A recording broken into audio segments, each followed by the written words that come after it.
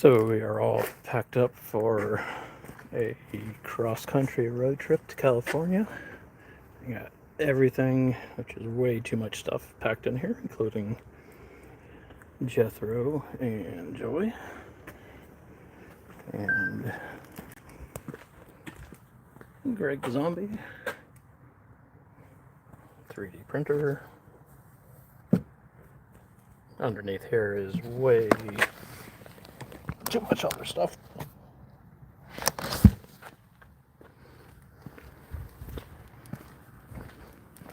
Jethro, you already knocked over your water.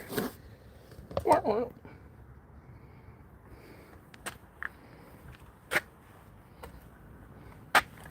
the essentials in the front. And plenty of non-essentials.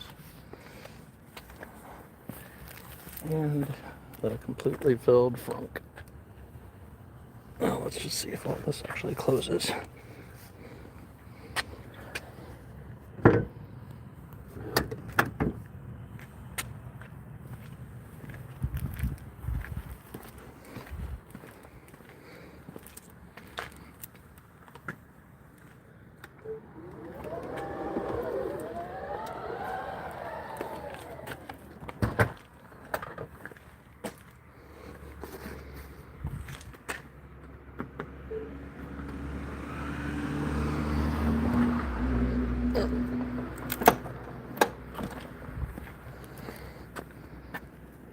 You good, buddy?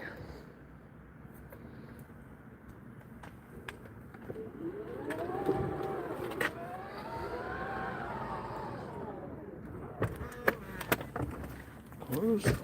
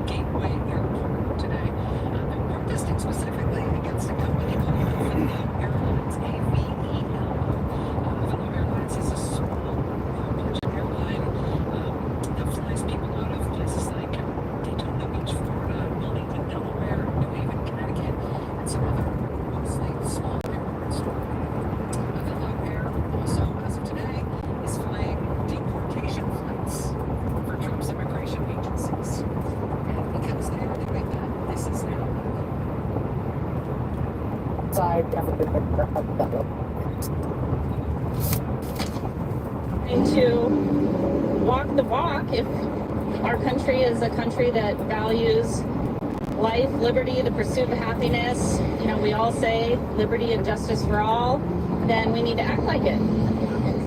We feel like this is being done in our name, and as far as I'm concerned, this is absolutely wrong. They're doing this illegally. They're doing this without due process. Everybody in this country deserves due process. That was at the protest at, again, Mesa Gateway Airport in Mesa, Arizona today. This was New Haven, Connecticut today, outside Tweed Airport in New Haven, where recurring protests against Avelo Airlines for flying these Trump deportation flights, these recurring protests at the Tweed Airport in New Haven just have been getting bigger and bigger every week. Avelo Airlines was scheduled to start its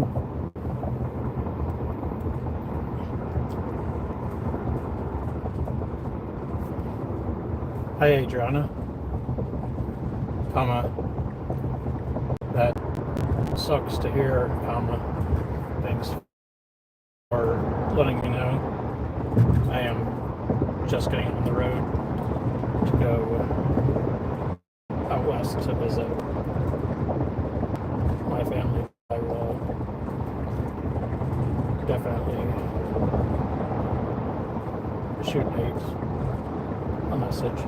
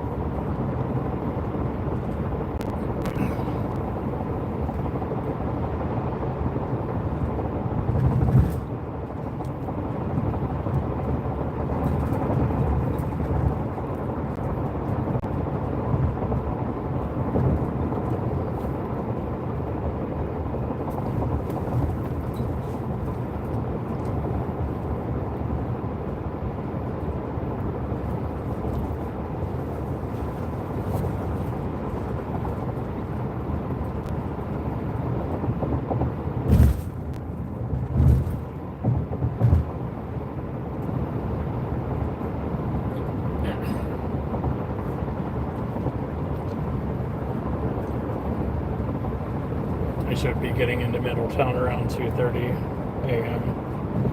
Not sure if I'm going to stay or if I'm just going to drop off some stuff with John for you and Kristen. I'm going to see how much energy I have and play it by ear.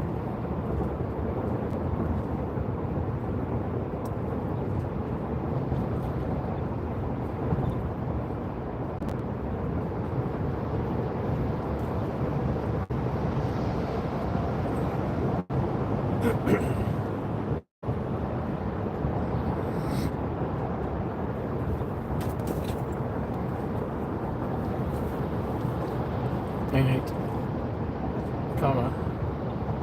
I just saw a message from Adriana about your dad.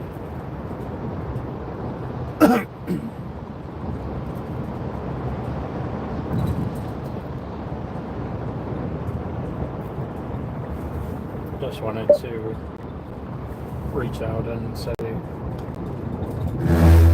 sorry for your loss. Let me know if there's anything I can do to help. Period. Just now getting on the road to go out west, so I'll be out for a while. But if you need anything, you know how to reach me.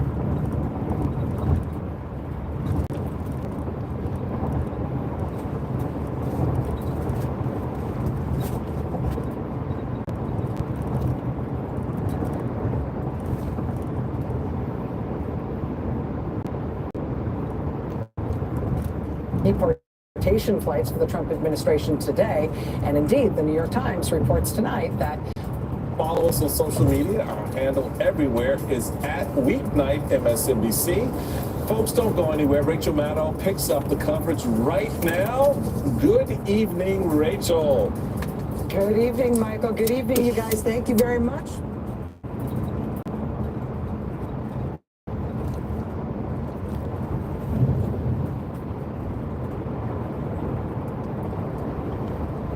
Today. They were protesting specifically against a company called Avelo Airlines, A-V-E-L-O.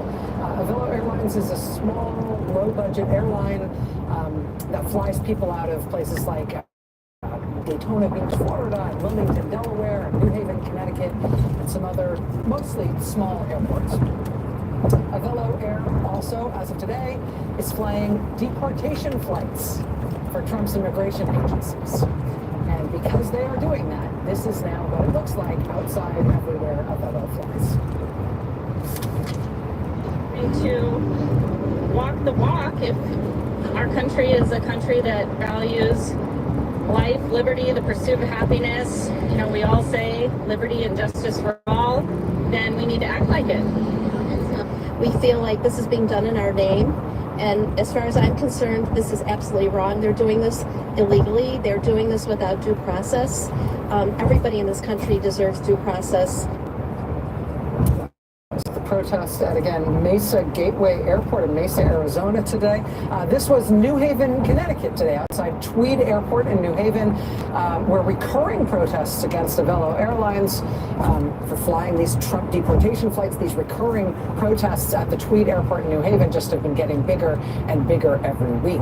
Avelo Airlines was scheduled to start its deportation flights for the Trump administration today, and indeed, the New York Times reports tonight that Avelo had a plane today leave Mesa, Arizona, and fly to the airport in Alexandria, Louisiana, and that is quite near those two basically black site immigration prisons that ICE is running in Basile and Jena, Louisiana. State legislatures in New York and Connecticut have basically been having buyer's remorse when it comes to Avelo Airlines. They moved heaven and earth to get Avelo Airlines to operate passenger flights at these small airports in their states.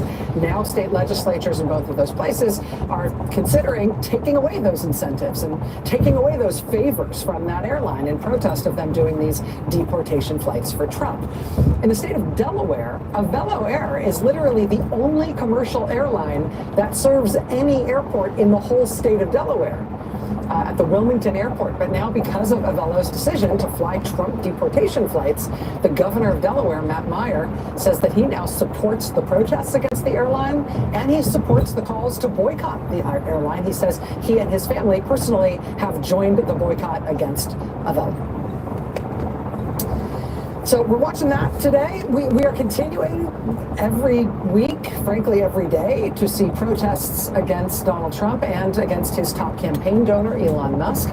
We are expecting a really big day of protest on June 14th. That's the day Trump is holding that big military parade in Washington.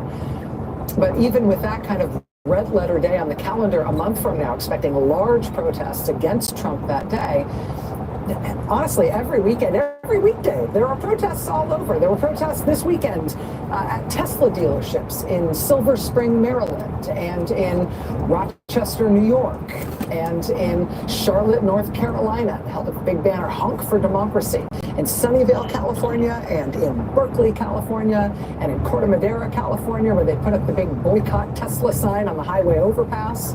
In Austin, Texas this weekend, there were two simultaneous anti-Elon Musk protests at two different Austin, Texas Tesla dealerships.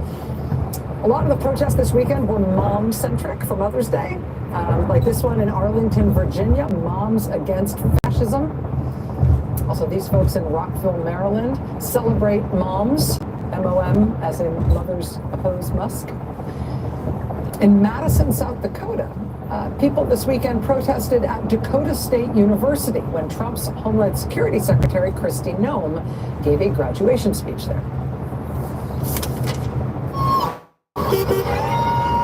Protesters lined Washington Avenue along the way to the Dakota State Fieldhouse, each with signs to express their displeasure with honoring their former governor, disagreeing with her actions as DHS secretary. We don't think that she is somebody that deserves any sort of honor from anybody. She's currently, right now, violating the Constitution, deporting people to foreign detainment centers without any due process.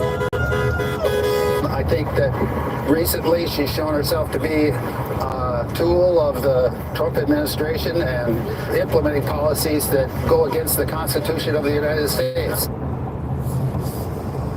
I don't know if Secretary Noem felt like doing an event in her home state of South Dakota was going to be more of like a welcome home kind of vibe, but that was definitely not the vibe. I mean, looking at the local press in South Dakota this weekend, the headlines, Noem's honorary sparks protest. Meanwhile, a student she's trying to deport earns a doctorate. Headline, Madison, South Dakota residents, Dakota State students protest as Secretary Noem receives an honorary degree. With the honorary degree they gave her for doing the graduation speech, she essentially was able to collect, another nice costume to wear. But outside, here's this guy, a doctorate in graft. I could understand. For this person, quote, prison without due process is a concentration camp. On Saturday, there was a big anti-Trump protest in Missouri. What happened? Question mark. Was it unexpected? Question mark.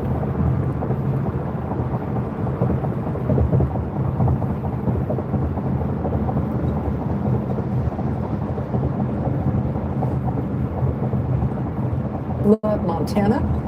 On Saturday also, there was a really big protest in Bethesda, Maryland, at the headquarters of the NIH. Hundreds of people there, including Democratic U.S. Senator Angela Alsobrooks. I'm calling on Senate Secretary Kennedy to resign. America's exceptionalism is based on our strength as a science powerhouse, and the cuts from NIH and other places literally are making us sicker. On Sunday, for Mother's Day, there were anti-Trump protests in places like Irvine, California at City Hall, a big boisterous one in downtown Lawrence, Kansas.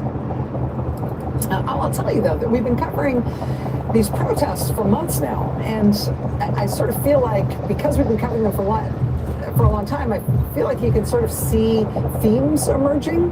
If you cover this stuff regularly, you can see new types of protests and new catalysts for protests emerge over time. And right now, what I think is emerging is that we're really seeing people all over the country, red states and blue states everywhere, step up more and protest more vociferously over what Trump is doing to immigrants.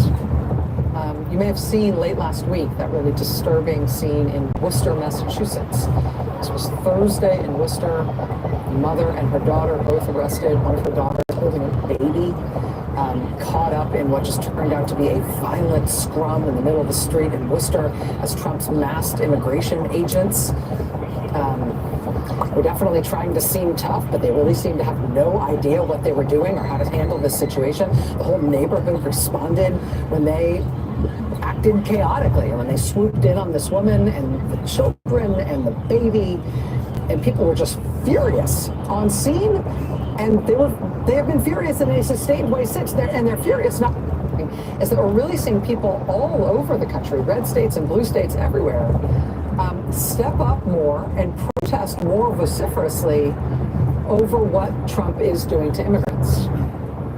You may have seen late last week that really disturbing scene in Worcester, Massachusetts.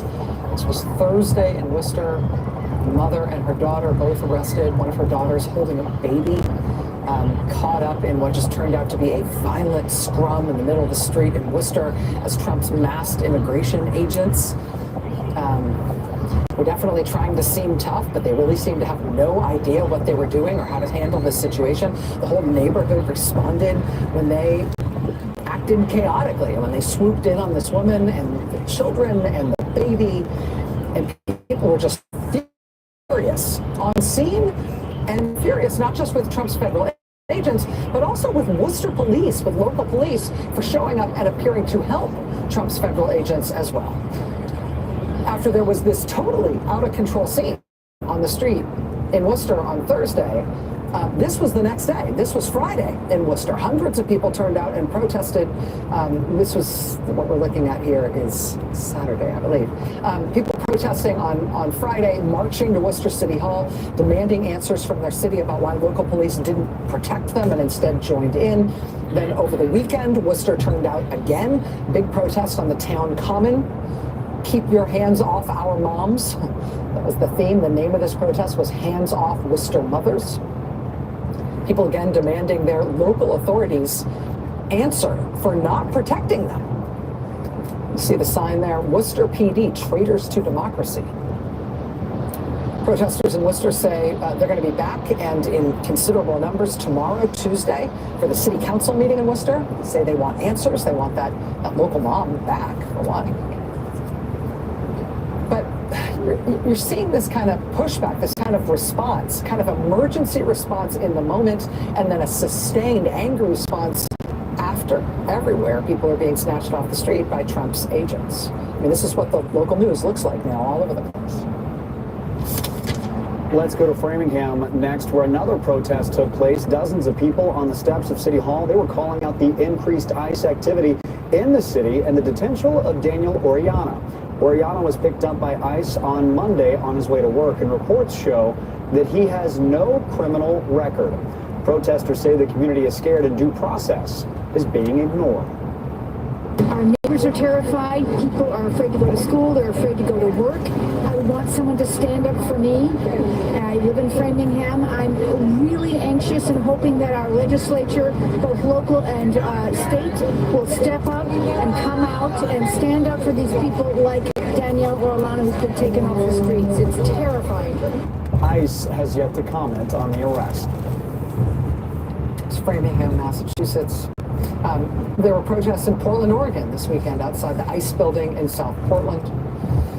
After the mayor of Newark, New Jersey was arrested at the immigration prison in his city on Friday, there were protests there afterwards, both at the site where he was arrested, at this prison that ICE is operating in Newark, also protests in response to that arrest in New York. Today in Newark, there were faith leaders there at that site leading protesters in prayer.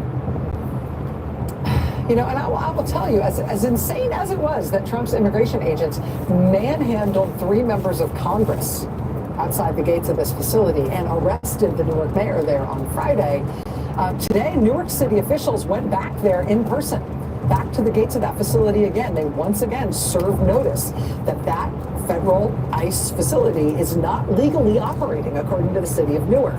So Newark city officials went back there today, serving the same papers, again, demanding the same access. Again, you can arrest the mayor, you can create a violent scrum outside those gates, but Newark is not giving up. And you know, here's just something to know, something to kind of stick a pin in here. By now, of course, you have seen how chaotic and panicked the scene was at the Newark immigration prison on Thursday. The actions of those federal agents are definitely disturbing in terms of how violent they were, the fact that many of them had their faces covered, the fact that indeed they were in the middle of arresting an elected official and shoving around members of Congress. But you admit, in looking at this, it also kind of looks like amateur hour, doesn't it? I mean, these federal agents really appeared to have no idea what they were doing or how to handle this situation. The agents who carried out this chaotic, shambolic arrest were from HSI, Homeland Security Investigations, previously a very, very low-profile law enforcement organization. But you now see HSI everywhere in this Trump term, particularly in like newsworthily violent moments. And we don't know why Trump is using HSI agents for things like this now. And for so many of the arrests and actions that keep making news because of how violent and chaotic they are. But it's just worth paying attention to that. And it's worth knowing that if it looks like these HSI agents don't really know what they're doing in situations like this, it might actually be because they really don't know what they're doing. They are not trained for this. This is not what they're supposed to do as a law enforcement organization. A former assistant director at HSI with decades of experience in the agency told us this today. Quote, HSI special agents are trained and equipped to be skilled investigators, targeting complex schemes employed by sophisticated transnational criminal organizations. Crowd control is not something HSI special agents are routinely trained or equipped to do. Asking them to do so creates an officer safety issue, as well as raises the potential for personal and professional legal liability for HSI agents. Again, a former senior official at HSI telling us that today. And yeah, definitely, I understand the point about an officer safety issue being created by these guys doing stuff that they're not trained to do. But I would also mention a public safety issue, not just an officer safety issue, but a public safety issue. Since they keep using agents from this particular agency for clusters like this.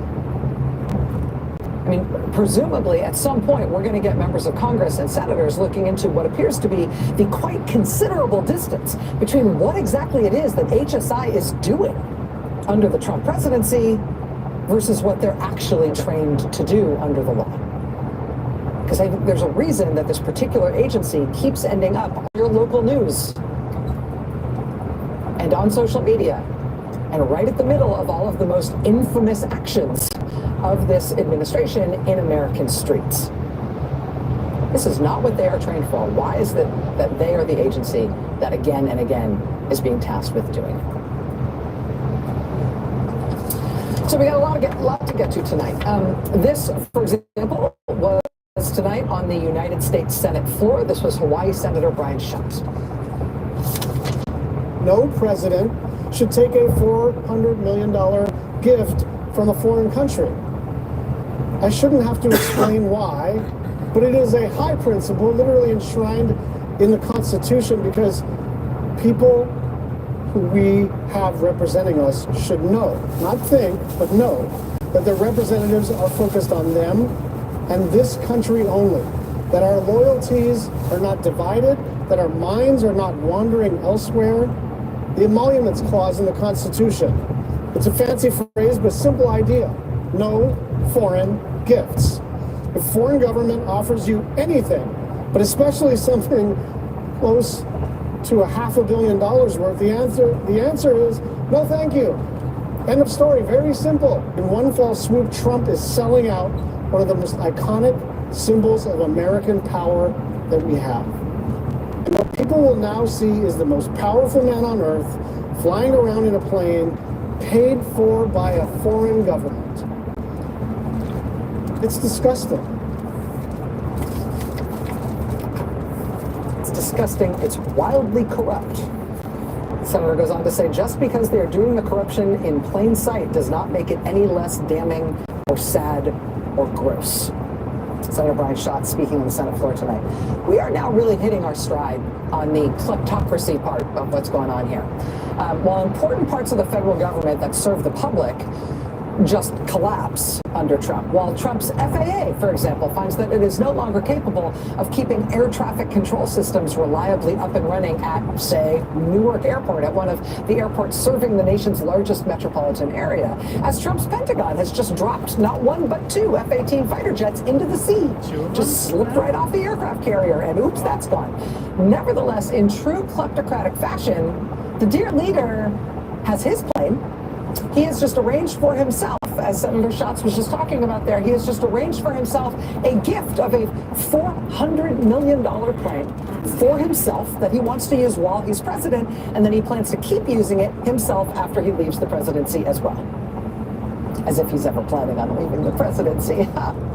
For us, the public, we've got, airline CEOs emailing customers today saying, oh God, geez, this air traffic control thing, please keep flying. We swear we're being as safe as we can. That's That's what the public is contending with. But, you know, what does Trump care?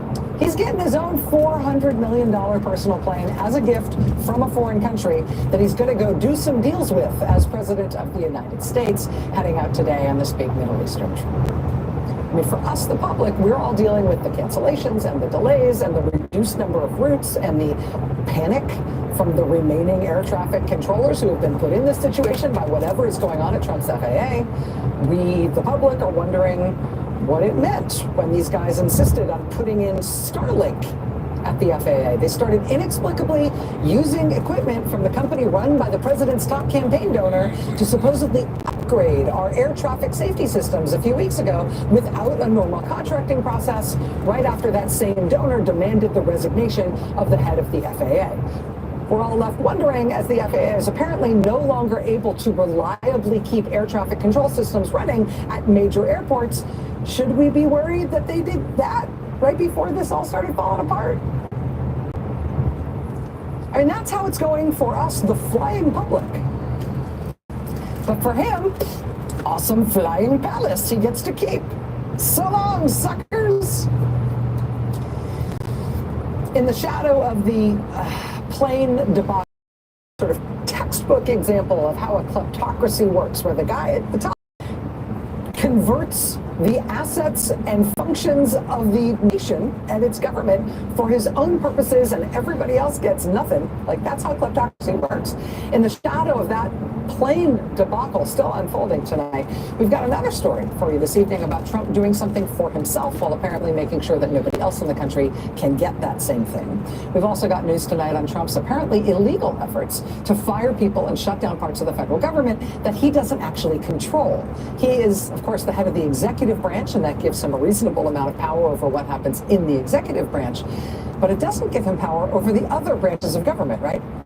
The other two branches are the courts and the Congress. How can you tell if some part of the government is not part of the executive branch and instead it's controlled by one of the other branches? Sometimes it's hard, sometimes it's not that easy to tell, but sometimes it's right there, sometimes it's in the name. When, for example, it's called the Library of Congress, that's a hint that it's of Congress. It's not the Library of the United States. It's certainly not the Library of the President. Can you imagine? No, it's the Library of Congress. That's a hint that that's part of the whole Congress thing. Trump has still purported to fire the Librarian of Congress and is trying to install people as staff beneath that top job as well. Today, some of those people turned up at the Library of Congress and demanded to be let inside. The staff said no. The staff of the Library of Congress said, no, you don't work here. They called their lawyers and they called the cops. And those officials that Trump had sent over to the Library of Congress to bust in, they did not get in. Trump in the last several days has tried to fire the director of the Copyright Office, which is housed at the Library of Congress. Also the vice chairman of the National Transportation Safety Board. Also the commissioners at the Consumer Product Safety Commission. I say he's tried to fire them because for some of these people, it really does not seem like he is legally allowed to fire them. We are going to talk tonight with one of them who is absolutely fighting back, is not going along with it, does not concede that she has been fired at all. And that's kind of the theme at this point. How late are you going to be up tonight? What's more? Fight back, which is understandable because if you look at the polls, they are not popular. And if you look at their actions, they are not smart. And if you look at the headlines, they are doing things that are flagrantly and obviously corrupt. And every single day, on top of being unpopular, unsmart, and obviously corrupt, they are continually doing things that have zero constituency. Doing things for which literally no one is in favor, except for the proverbial cartoon villain twirling his mustache somewhere. Right? I mean, the headlines just today, Trump administration halts research to help babies with heart defects. Who is the constituency for that? Who voted for that? Or this one, federal purge guts infant death prevention campaign. Alarming doctors. Yeah, who voted for that? Who wants that? Who's the constituency for that? that thing that Trump just did. Today we learned that Trump cut off the funding for the medication used by horses that are ridden by national park rangers. Who's in favor of that? Seriously.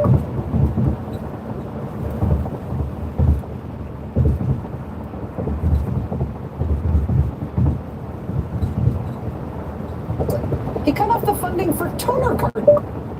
Can you send me a picture of that milk box you're talking about?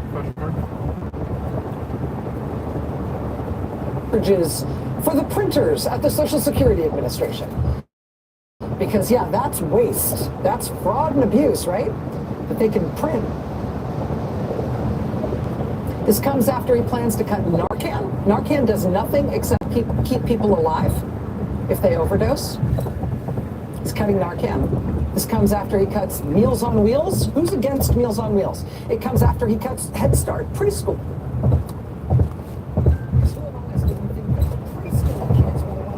It too good. And Making America Great Again was about putting them back a few notches. I mean, honestly, these guys every day are doing things that have zero political constituency, that do nothing other than harm the country and harm the people in this country who are least able to articulate for themselves the pain that Trump is causing. Every day they are doing things that have zero political constituency, that obviously hurt the country, while they are already historically unpopular, making headlines for really radically flagrant corruption, and while there are already people in the streets protesting against them every single day of the week in every single state of the country. That is how we are starting the second 100 days of the Trump presidency. Stay with us.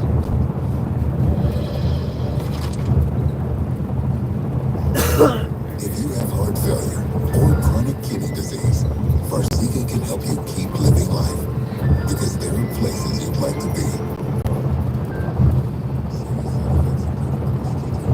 Urine and bacterial infection between the anus and genitals, both which may be fatal. Severe allergic reactions, dehydration, urinary tract or genital yeast infections, and low blood sugar. Stop taking and tell your doctor right away if you have nausea, vomiting, stomach pain, tiredness, rash, swelling, trouble breathing or swallowing. Tell your doctor about lightheadedness, weakness, fever, pain. What are you doing tomorrow morning in case I stay the night?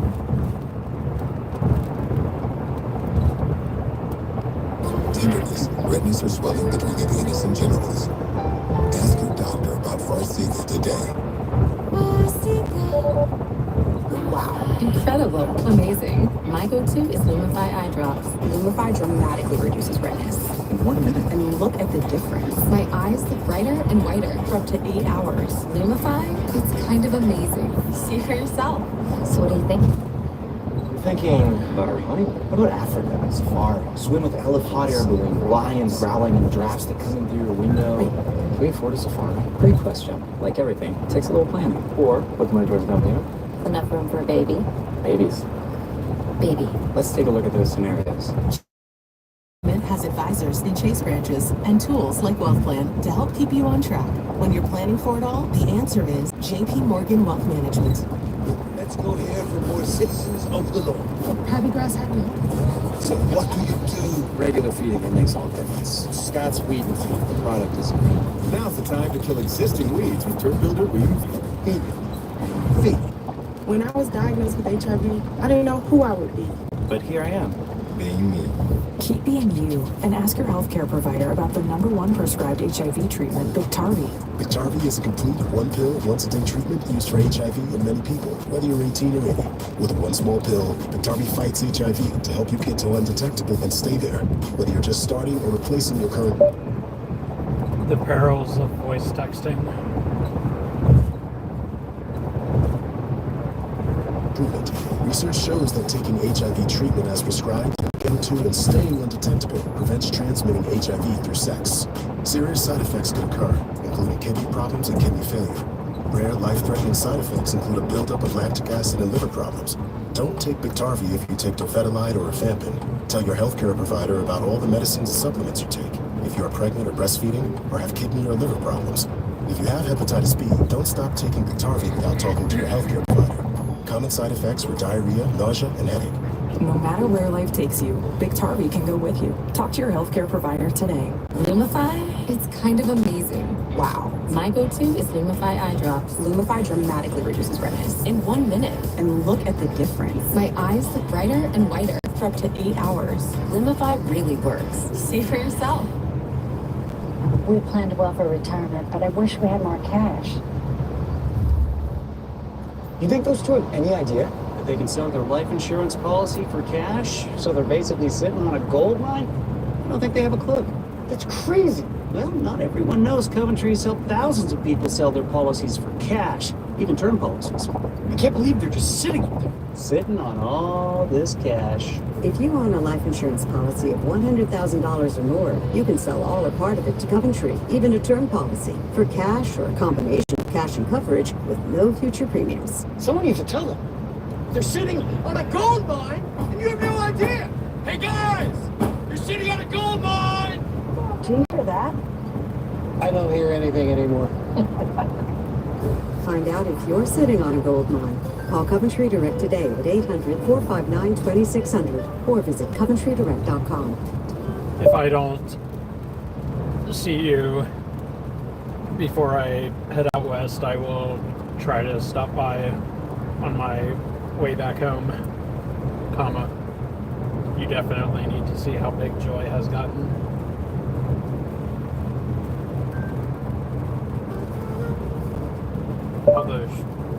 Although she is definitely not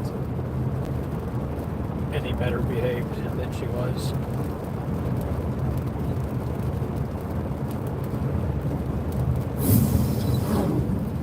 So I'm about to talk about something I feel a little oogie talking about, because it seems personal. But it turns out the reason I'm going to do it, the reason I feel okay about it actually, is that it's explicitly not personal in the end. It's about the country, it's about policy, it's about the health of literally tens of millions of Americans. It does start in a kind of personal place. So again, slight oog factor here, but work with me. Here it is. We have had on this show many times before former FDA Commissioner Dr. David Kessler. He's a big deal. He has served multiple presidents, Democrat and Republican. As I said, former commissioner of the FDA. He was most recently a very senior science advisor to President Biden. David Kessler has been the dean of the medical school at Yale and at UC San Francisco. David Kessler, as I say, a very big deal. And as a medical doctor, Dr. Kessler recently looked at the report from President Trump's own annual physical last month. And to him, that report told a story, a good news story, that he thought more Americans should know about. This is from a piece that Dr. Kessler wrote for The Atlantic. It has just published in the past few minutes. He says, quote, during his first term, a scan showed... Yeah, I sent him a message a few minutes ago, comma. I didn't know too much about his father, but that was sad to hear. I hope he's okay.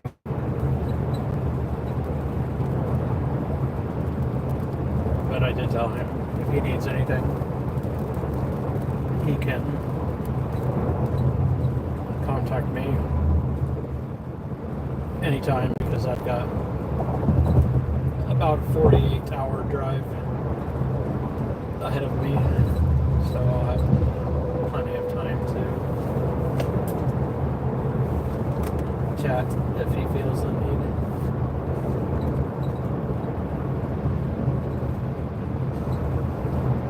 Signs of heart attack. In 2020, his BMI, his body mass index, was just over the threshold for obesity. That combination would have made him a candidate for a GLP-1 drug, that is a weight loss drug like Ozempic or Wegovy. Quote, and indeed, throughout his 2024 campaign, people speculated that he was taking one. Have a good night.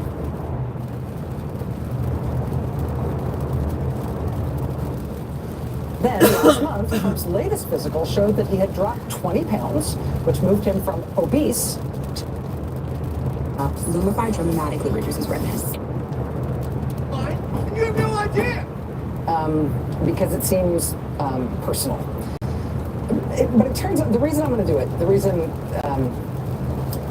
said former commissioner of the FDA, the report from President Trump's own annual physical last month. And to him, that report told a story, a good news story, that he thought more Americans should know about. This is from a piece that Dr. Kessler wrote for The Atlantic. It has just published in the past few minutes. He says, quote, during his first term, a scan showed signs of plaque buildup in President Trump's coronary arteries, which put him at risk of a heart attack. In 2020, his BMI, his body mass index, was just over the threshold for obesity. That combination would have made him a candidate for a GLP-1 drug, that is a weight loss drug like Ozempic or Wegovy. Quote, and indeed, throughout his 2024 campaign, people speculated that he was taking one. Then, last month, Trump's latest physical showed that he had dropped 20 pounds, which moved him from obese to overweight. Trump has never publicly said he is on a GLP-1, and when reached for comment, the White House did not address questions about how the president lost the weight. Press Secretary Caroline Leavitt said Trump is, quote, in peak physical and mental condition. I'll tell you, we also reached out to the White House for comment. We got that exact same response about what a brilliant specimen of man he is. But Dr. Kessler goes on to say this, quote, the most revealing aspect of the president's medical report was the list of drugs he is taking, which includes a combination that amounts to what doctors call intensive lipid-lowering therapy, a treatment usually reserved for patients who are at significant risk of cardiac disease. That drug regimen seems to be working. His LDL, the bad cholesterol, has dropped dramatically in recent years. So what Dr. David Kessler says he sees in President Trump's medical report is a success story. Success against conditions that tens of millions of Americans struggle with, namely obesity and cardiac disease. And that success, that progress in the president's own health report appears to be largely thanks to medical science. The president is on these two cholesterol-lowering drugs, this intensive lipid-lowering therapy for people at risk of cardiac disease. That treatment really appears to be working for him. We do not know if the president's documented weight loss is thanks to Ozempic or Wegovy or any similar drug. Certainly no shame if it is. Any such drug is not listed in his medical report. The White House will not say one way or the other when they asked. And I know I said this was a little oogie to talk about because this feels personal, but the point of this is not necessarily the president's personal health. The point here is that the president of the United States appears to be improving his own health through access to great medical care and great medical science. That's what he gets. Simultaneously, his administration is doing so much to hurt regular Americans' opportunity to achieve those same good health outcomes the same way. The National Institutes of Health, the government research agency that produces much of the science for these specific drugs and countless others, Trump has slashed its budget and nearly $2 billion in research grants there have been canceled.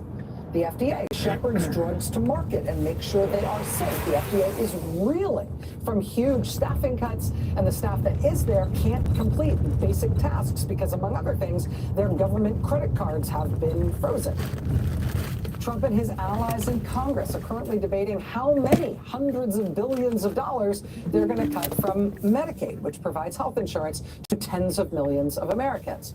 And as for those GLP-1 weight loss drugs that can be a lifesaver for so many people, well, Trump has rescinded a Biden administration proposal to have those drugs covered by Medicare. Even as the White House says, maybe weight loss drugs will get a big price cut. They'll solve it with deals, if you want to believe that. But they're undoing the plan to have them covered by Medicare, which puts at risk the opportunity for tens of millions of Americans to benefit from those kinds of drugs. President Trump is personally benefiting in his own health from the scientific and medical infrastructure the U.S. government has built up over decades. He is simultaneously in the process of destroying that infrastructure for everyone else. Joining us now is former FDA Commissioner Dr. David Kessler. He has a new book that is coming out tomorrow. It's called Diet, Drugs, and Dopamine, the New Science of Achieving a Healthy Weight. Dr. David Kessler, congratulations on the book. First of all, let me say, I brought home the galley when I last saw you. I read it. My partner read it. We then handed it to a neighbor who also wanted to read it. I really appreciate you writing this, particularly given your expertise in this field and so many others. Thank you. Thank you for having me, Rick. So first, let me just ask you if I accurately represented your take on the president's medical report and why you think it's worth understanding in terms of how he is governing, how he is managing health policy in the country. You know, weight is such a fraught subject. There's so much stigma attached to it, but it's not about weight. It's really about health. You got the facts exactly right. Let's just go through them. The president had a cardiac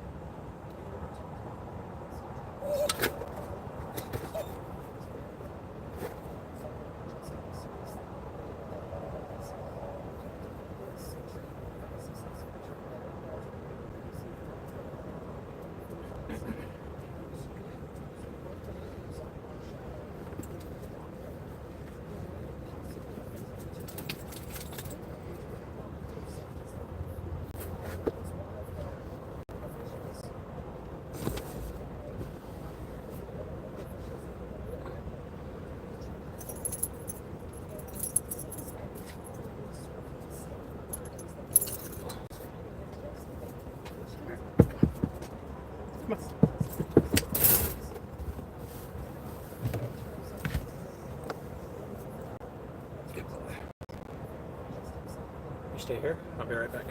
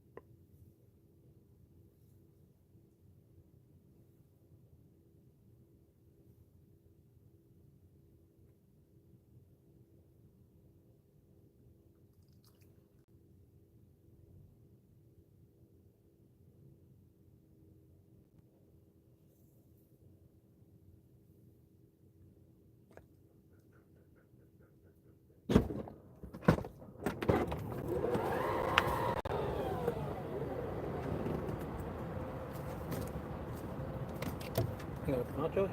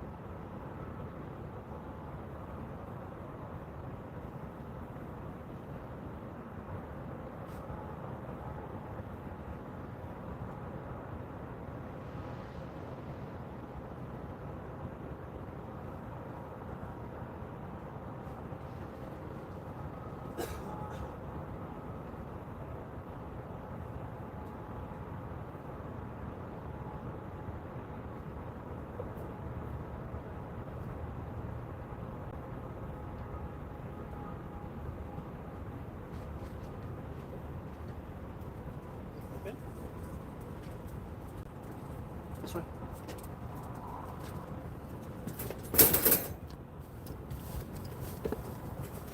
Alright, you next. Joy, Joy. Joy. Come on. Come on. You jump up.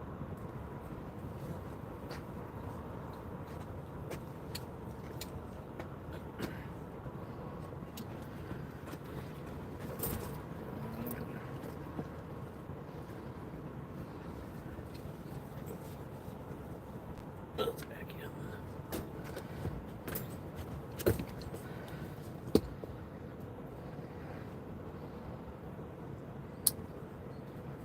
Back up. Good girl.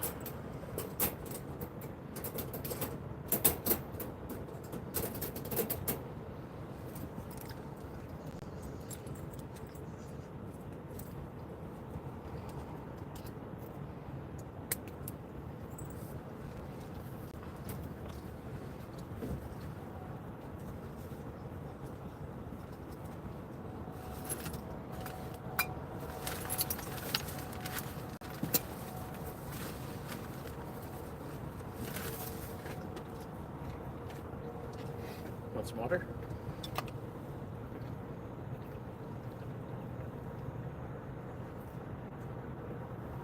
Pour it in there.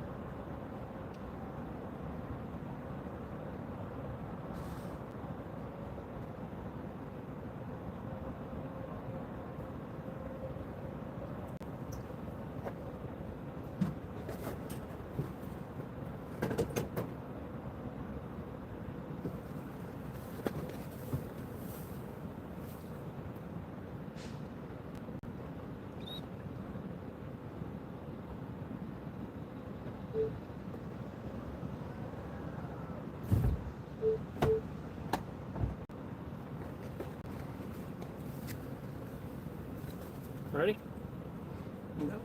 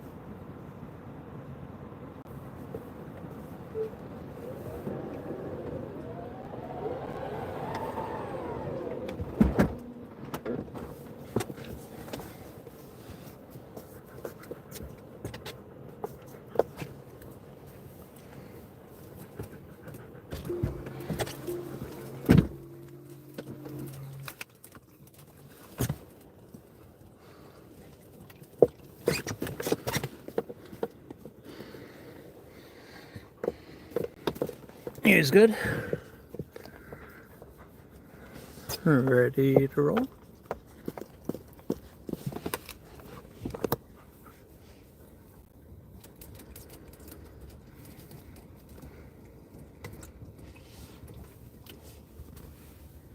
But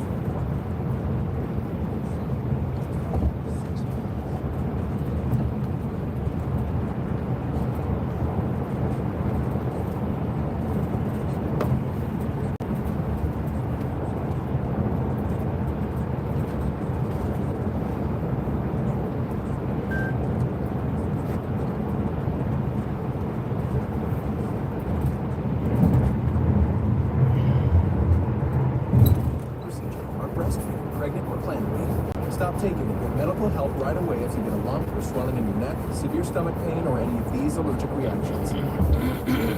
Serious side effects may include pancreas inflammation and gallbladder or severe stomach problems. Call your prescriber if you have any of these symptoms.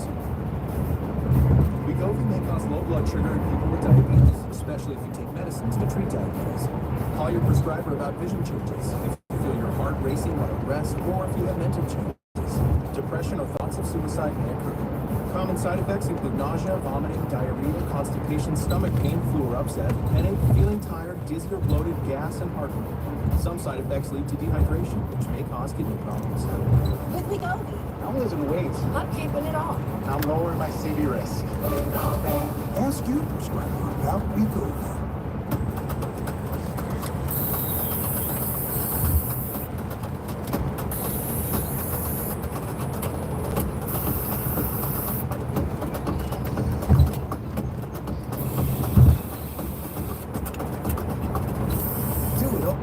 Open glove box. Don't miss steel deals. Now is the best time to save big on over 40 hard-working steel tools. Hurry into your local steel dealer or shop online. Lumify? It's kind of amazing. Wow. Lumify eye drops dramatically reduce redness. In 1 minute. And look at the difference. My eyes look brighter and whiter. Up to 8 hours. Lumify really works. See for yourself. Todd takes Prevagen for his brain, and this is his story. Hi, I'm Todd. I'm a veteran of 23 years. I served 3 overseas tours. I love to give back to the community.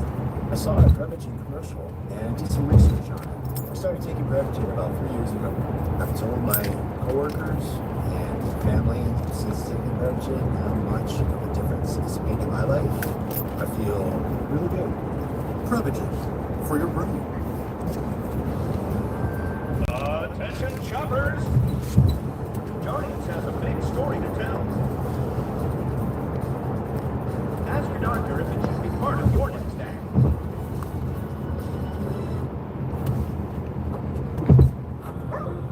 Like that is up. I see you, Mark.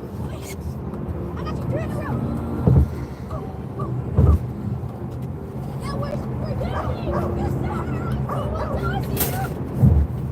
Scout is protected by Simparica Trio, and he's in it to win it. Simparica Trio is the first chew with triple protection. Oh, please! And kicks! Intestinal worms! Well, heartworm disease, no problem with Simparica Trio. This drug class has been associated with neurologic adverse reactions, including seizures. Use with caution in dogs with a history of these disorders. For winning protection, go with Simparica. This looks a little bit like a backpack, like when you take camping, but it's actually a way to carry a baby on your back. It's a little baby carrier, a little chair you strap to your back, but the neat thing about this one is it has a little kickstand. So if you got to take the baby off your back and you want to put the baby down for a bit, you could put the carrier on the floor and pop out the kickstand so it sits upright. Cool idea, but that's where things went wrong. Quote, recall. Due to fall hazard, the hinges on the foldable rear kickstand support leg can crack or break. With the baby in there? Obviously, that is an uncool safety hazard for the aforementioned baby. And so, some models of this baby chair that were made in the last 2 years have been recalled because of that problem. Also, check out this very nice looking drink cooler. Looks nice, it has wheels, looks kind of friendly, I don't know, looks appealing, maybe I'm just thirsty. But don't be fooled, this one might cut your fingers off. Recall, the manufacturer Igloo expands its recall to nearly 1.2 million coolers because of fingertip amputation and crushing hazards. The toe handle can pinch consumers' fingertips. But man, you can't put the baby in the thing, you can't put the beer in the thing. It's very stressful. You might want to relax, maybe play some music at home. No! Recall! Yamaha recalls AC power adapters for digital pianos and music workstations because they can overheat and ignite, causing burn and fire hazards. Now, Each of these companies that makes each of these products, they of course issue their own recall notices. But these specific alerts, you see the logo in the upper left corner there? That is the Consumer Product Safety Commission of the United States, CPSC. The Consumer Product Safety Commission is an independent agency of the U.S. federal government, and they perform a very basic, very important function of our government. They make sure the stuff we buy won't kill us. They make sure the stuff we buy is safe for us to use. And when it's not safe for us to use, they let us know. Recall. And this is, again, a very basic function of the government, right? And it's just also a nonpartisan concept, right? I think everybody can agree they don't want their beer coolers to cut off their fingers or their electric pianos to burst into flames. Nevertheless, in his infinite wisdom, Donald Trump has just fired most of the leadership at the Consumer Product Safety Commission. There's 5 commissioners, 2 Republicans, 3 Democrats. He just fired all 3 Democrats. And seriously, you're against the agency that recalls beer coolers that cut off people's fingers? Seriously? But beyond that, firing the commissioners like this is also pretty obviously illegal. Federal law is explicit that commissioners at this agency can only be removed from their jobs for neglect of duty or malfeasance, which absolutely does not seem to be the case here. But that's why these product safety commissioners who were just fired inexplicably by Trump, they are now fighting back. We're told that in the immediate aftermath of their firings, at least one of the commissioners and his staff tried to just show up at work anyway. Oh, sure, Trump says I'm fired, but Trump doesn't get to fire me. They showed up at their office, but were not allowed into the building. All 3 commissioners say they're planning to challenge their firings in court, and at least one of them says she just has no intention of abiding by her firing at all. As far as she's concerned, she has not been fired, and she will not behave as if she has been.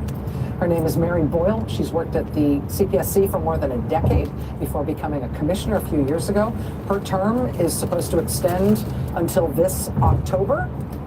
But because Commissioner Boyle doesn't think the president had the legal authority to fire her, she says she's not going anywhere. She intends to keep doing her job until her term lawfully expires, no matter what he says. She says, quote, "Until my term as commissioner concludes, I will insist on following these time-tested safety principles, and I will use my voice to speak out on behalf of safety." Commissioner Boyle joins us here live next. Stay with us. Enjoy the intense flavor of Lavazza Dolce. That's why these commissioners are challenging their firings. They're saying in the meantime, they're going to continue to do their jobs. Joining us now is one of them, Mary Boyle. She's one of the commissioners the president just fired from the Consumer Product Safety Commission. Commissioner Boyle, I really appreciate you taking time to be here tonight. Thank you. Thank you for having me. So I understand the argument that your firing may have been improper or indeed illegal. It seems like the structure of the agency and the structure of your particular position doesn't give the president the option to just fire you for no cause. How do you plan to challenge it, and what do you plan to do in the meantime? That's correct. Our statute is very clear. It says that we can only be removed from office for neglect or malfeasance, as you reported. And I can say categorically there was no neglect or malfeasance. And in fact, the president did not allege anything of that sort. I got a 2-sentence email from someone at the White House who told me that I was being terminated effective immediately and thanking me for my service. So the fact that there was absolutely nothing alleged only confirms that this was totally an illegal firing. And so what we plan to do is to challenge this action in court, and there are certainly other cases of a similar nature, and we believe it's important not only to get ourselves reinstated to the positions that we hold and to fulfill our duties, but also because we think it's in the interest of the American people. I really liked how you set up the introduction, because that's exactly right. All the types of products, it affects every single American what we do, and it's 15,000 product categories in your home, and everyone is affected by what we do. And I've been at the agency for 15 years, actually. Before I was a commissioner, I was a civil servant. I only was appointed in a political position 3 years ago by President Biden. I had been a general counsel of the agency and the executive director. And in my entire time at the agency, safety has always been considered nonpartisan. Sure, we've had disagreements that would reflect differences in outlook in political parties, but by and large, everyone at the agency for as long as I've been there is that safety is nonpartisan and that we would execute our jobs that way. It was only since January where that has changed, the tenor of the agency has changed, where people were talking about their political affiliations and the election and things that I had never heard of the agency before. And I just don't think that's what the American consumer expects. Their lives are too busy, there's so much going on, they want someone just looking to make sure, as you say, products are safe and that they can go about their busy lives without worrying that their beer cooler is going to cut off their finger. That's exactly right. There's absolutely nothing partisan about wanting to make sure that my toaster isn't going to burn down my house. Mary Boyle, who is a commissioner on the Consumer Product Safety Commission, despite President Trump's apparently illegal efforts to fire you. Commissioner Boyle, I know this is going to be, I imagine, a stressful fight and a difficult time. Thank you for helping us understand it tonight, and good luck. Thank you so much. All right, we'll be right back. Stay with us.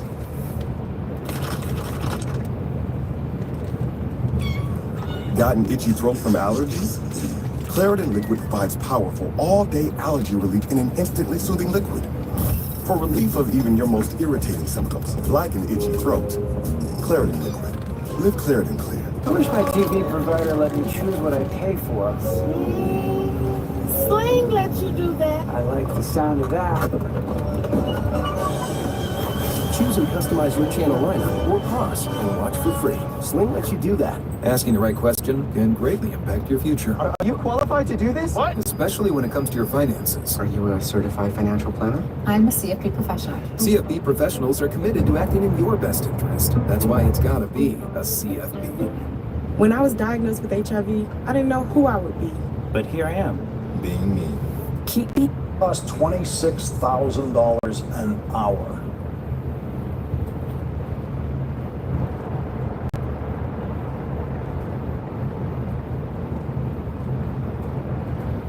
Him.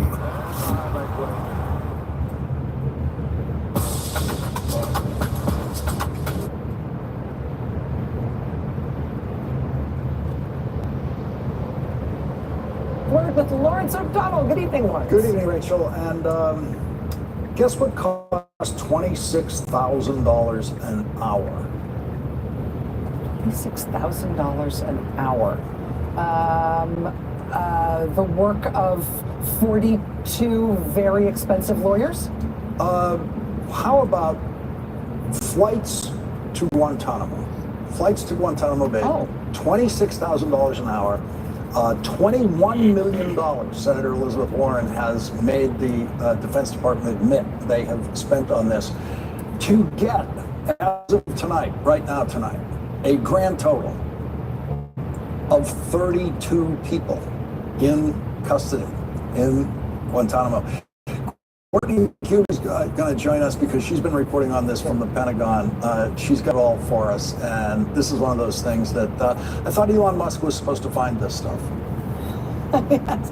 I remember when we first learned that they were using C-17s to send people to Guantanamo, and essentially for the purpose of making TikTok propaganda videos. Out of it. These huge planes that could hold like small towns with like 6 guys on them, just so they can do the the performative cruelty PR videos. So yeah, but now we know what the receipts are. That's fantastic. It's pretty expensive videos. They're the most expensive videos that the Trump administration has made this year. Are those videos, those Gitmo videos. Thanks, Rachel. Thank you. Thank you. Thanks. Well, absolutely no one in the world was surprised today when the most corrupt president in history agreed to the biggest payoff in history. And because he is the stupidest president in history, he agreed to that payoff from a Hamas-supporting dictator publicly. And to double underline his stupidity, he publicly said that only a stupid person, that was his phrase, a stupid person, would refuse to take the biggest payoff in history from a Hamas supporting dictator.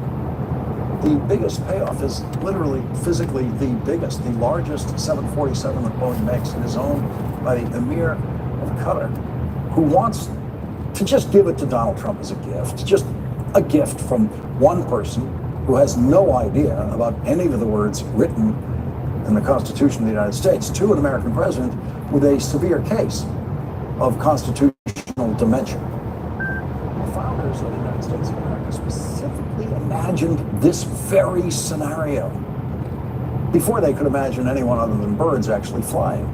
Not, the plain version of the scenario, but the other version of the scenario, the gift version.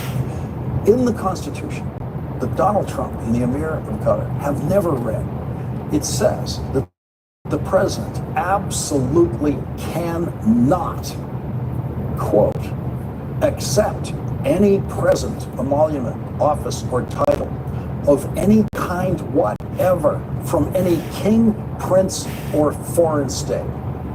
Okay, they didn't specifically say an emir, but king and emir are both four-letter words meaning exactly the same kind of guy. Donald Trump will probably back down on this particular insanity in the same way that he backed down on his tariffs today. And so the Supreme Court of the United States might never have to tell Donald Trump that, no, you can't take a 747 from anybody. Reports indicate that the payoff talks have been underway for several weeks. And so that means that every single day, Donald Trump was telling what he called baby girls who are 11 years old. That was his actual description of a baby girl. A baby girl, 11 years old, he said that. He was telling those baby girls that they can only have 2 dolls for Christmas because of his tariffs. Every day, Donald Trump was saying that crazy stuff about 2 dolls. He was secretly working out the delivery of the biggest Christmas gift in the history of Christmas gifts to himself.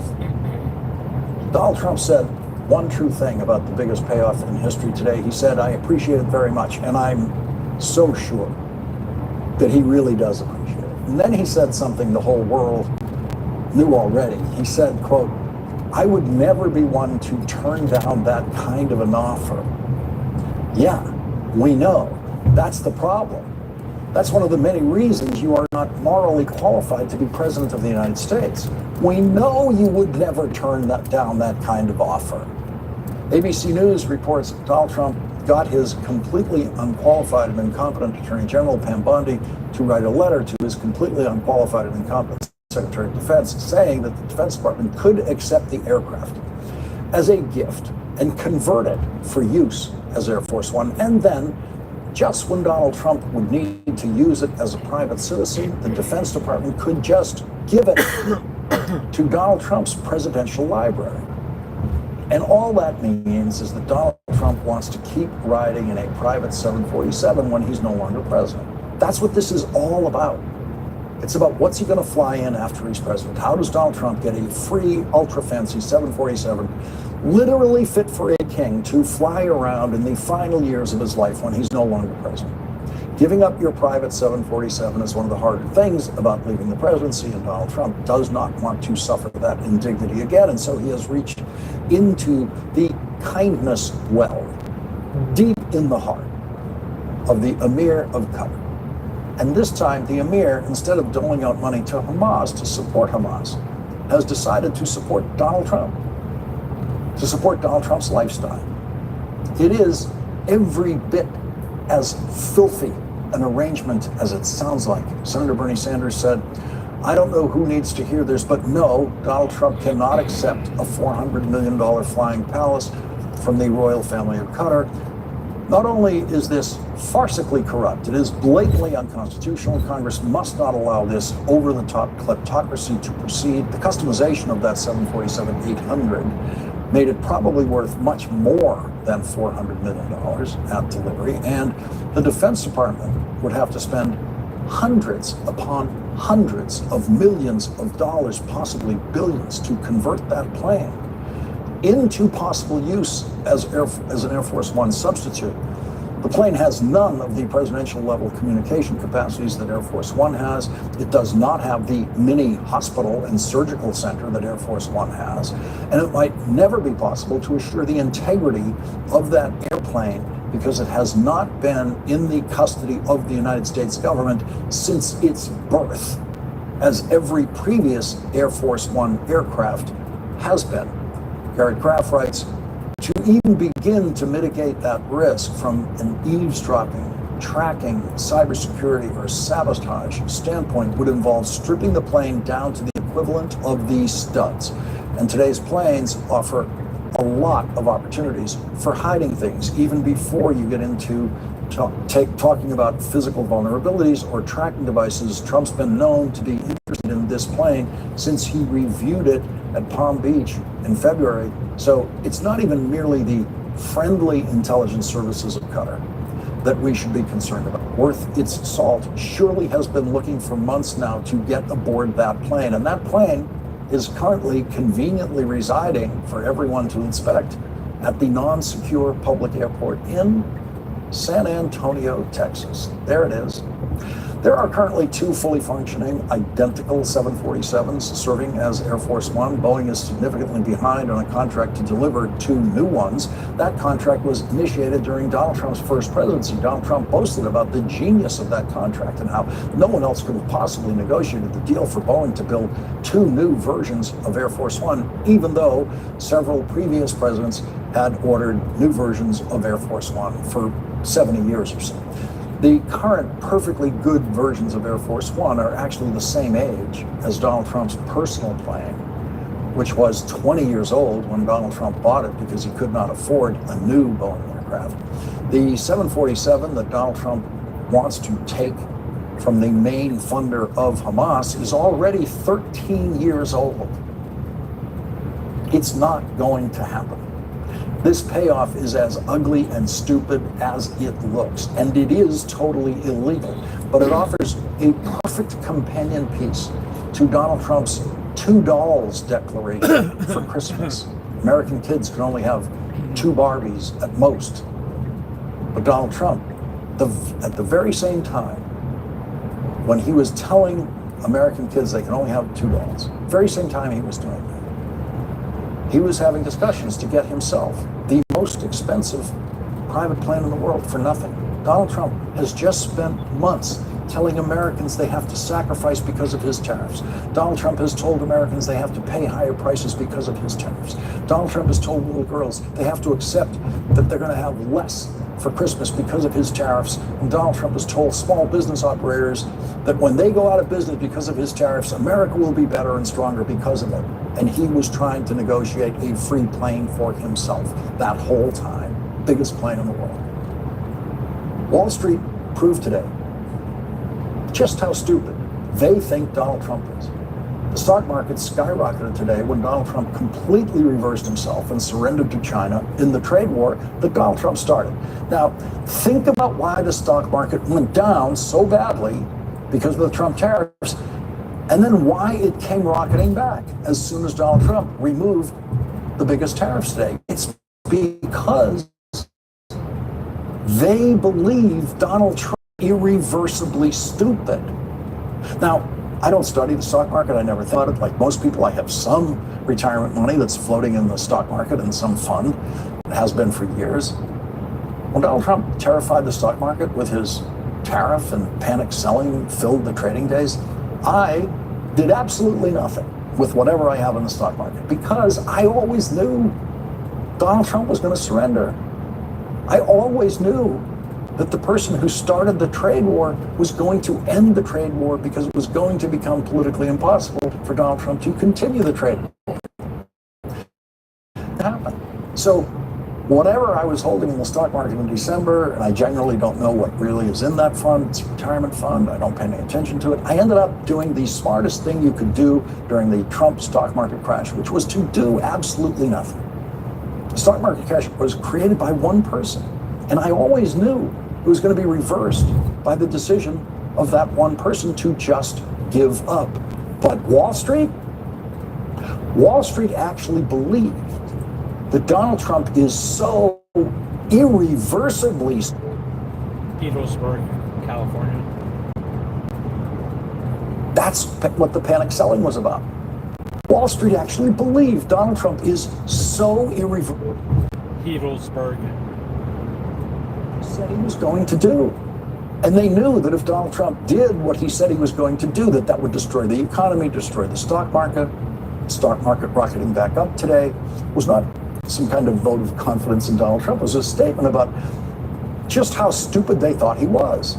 Last week, they thought he was so stupid that the stock market was scary.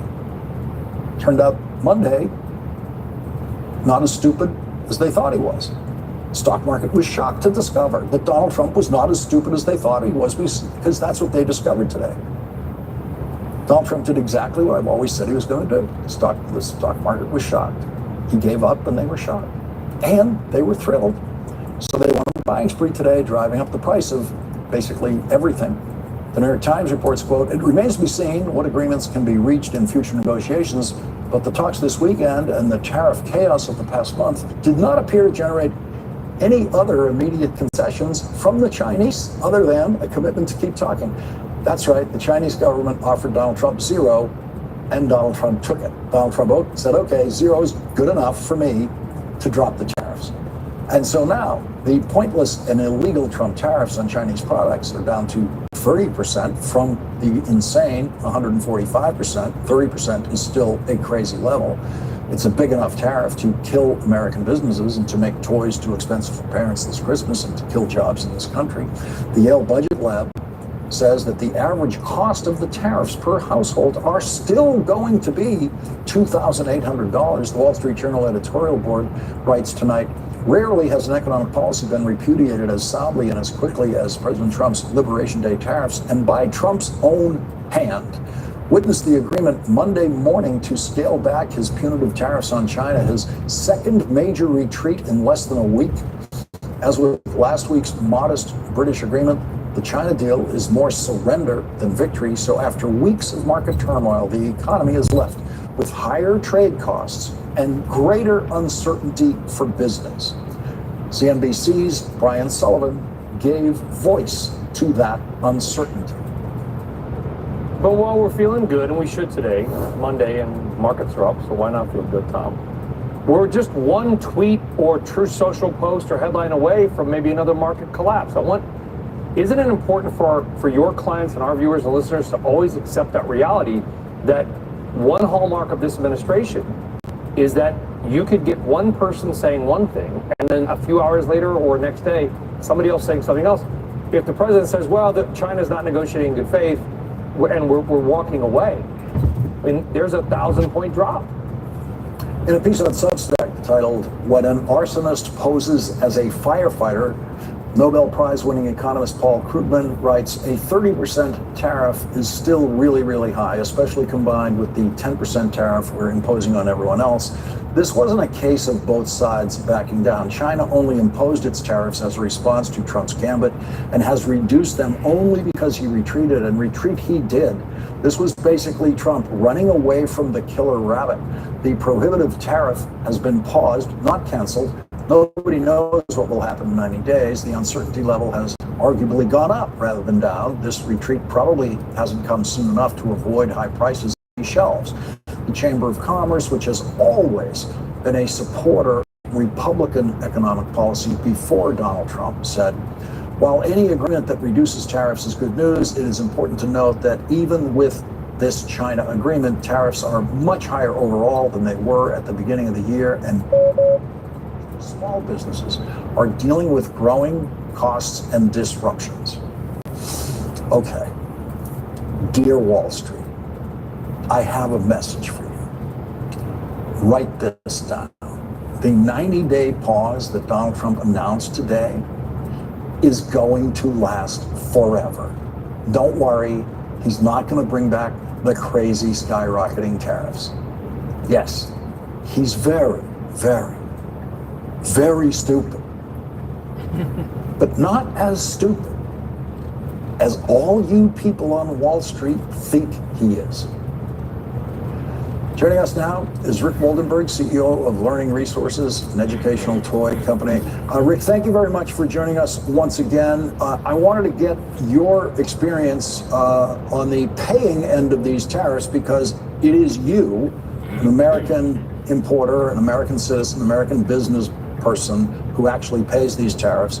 How is your business faring as of tonight, knowing that the China tariffs, if you pay them next week, will be 30%? I mean, I'm depressed about it, honestly. We're probably going to have to make the choice to support our business to bring in some inventory. We have about $11 million of inventory sitting in China that we continue to make after April 2nd because we didn't want to default on our agreements with our trusted partners. I think we'll have to bring that in.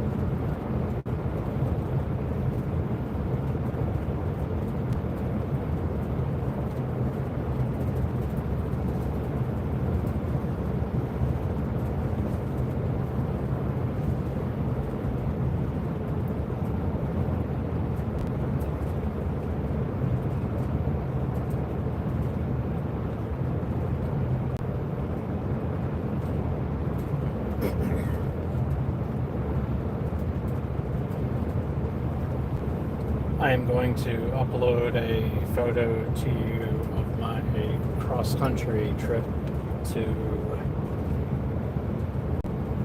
Healdsburg, California, and I want you to do some online research and find some roadside attractions that I can stop along the way with minimal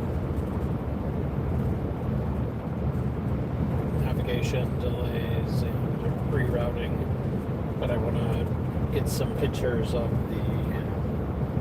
Jethro and Joy, my border collies, at some roadside attractions to commemorate the trip.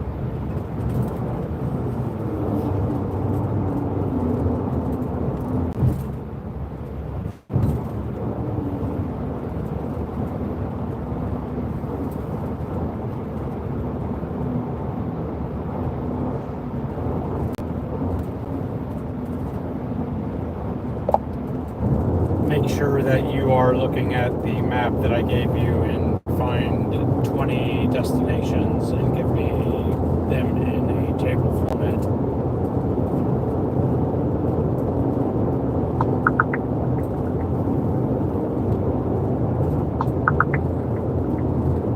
Embarking on your journey from Troy, MI to Healdsburg, California, here are 20 roadside attractions along the route that you and your pups can enjoy, presented in a handy table format. 1. World's largest ketchup bottle in Chlamydia, Illinois. 2. Gateway Arch National Park, quirky 170-foot ketchup bottle tower, great for a quick photo op. St. Louis, Missouri, iconic arch with dog-friendly grounds, perfect for a scenic stop. Mark Twain Cave, Hannibal, Missouri, historic cave tours and a dog-friendly park area. Pony Express Museum, St. Joseph, Missouri, learn about the Pony Express, dogs allowed on the grounds. Monument Rocks, Oakley, Kansas, stunning natural rock formations, perfect for a quick hike and photo.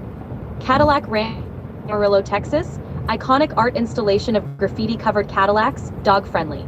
Blue Hole, Santa Rosa, NM, beautiful natural pool, great for a refreshing stop and photos. Meteor Crater, Winslow, Arizona, massive meteor impact site offering guided tours and a dog-friendly visitor center area.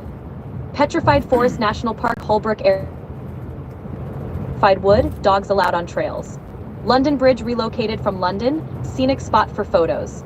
Calico Ghost Town, Yermo, California, historic silver mining town, dog-friendly and full of Old West charm. Cabazon Dinosaurs, Cabazon, California, giant dinosaur statues, perfect for a quirky photo with the pups. Route 66 Museum, Barstow, California, celebrate the history of Route 66, dog-friendly outdoor exhibits. Wigwam Motel, San Bernardino, California, dogs allowed for a small fee. Joshua Tree National Park, Joshua Tree, California, famous desert park with stunning landscapes, some dog-friendly areas. Western Railway Museum, Suisun City, California, dog-friendly electric train rides through scenic areas. Iconic bridge with dog-friendly walking paths on the east sidewalk. Lombard Street, San Francisco. Cricket Street, a fun spot for a quick photo. Villa Chanticleer Dog Park, Healdsburg, California. These attractions will give you and your pups some memorable photo opportunities and fun breaks during your cross-country adventure.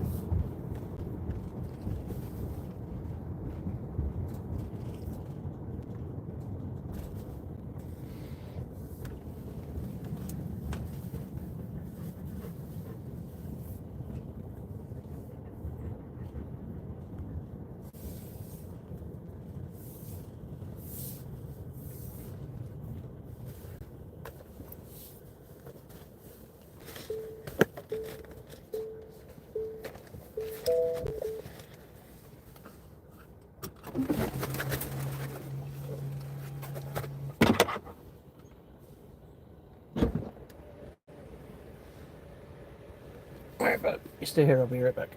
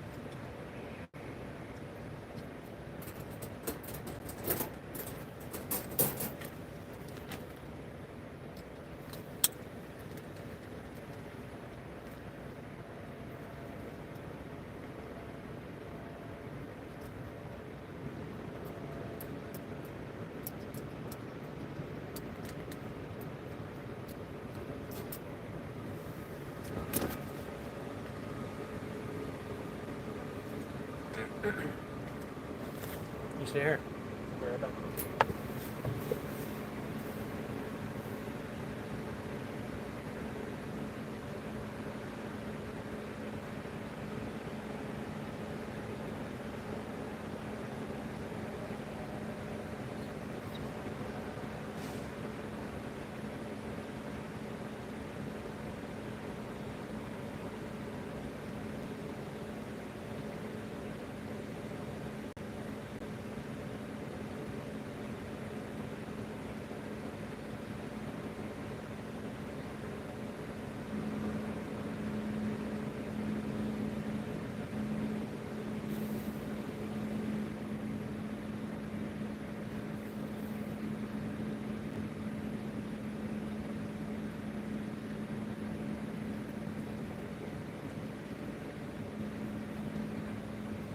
Oopsie daisy. Oopsie daisy. Oopsie daisy.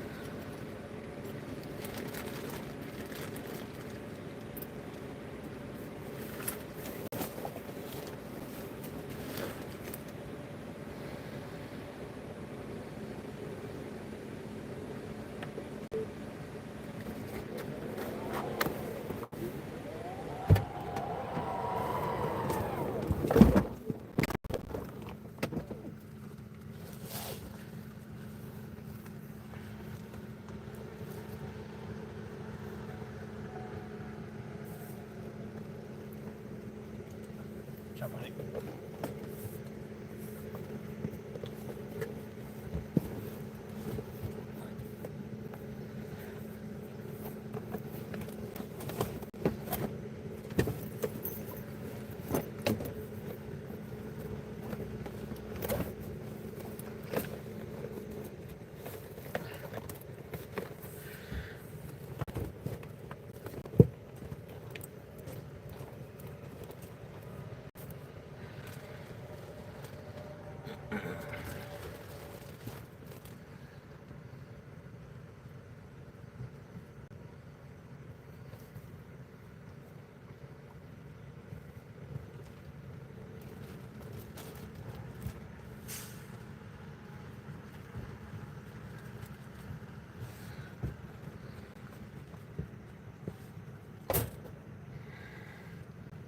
That's your ball.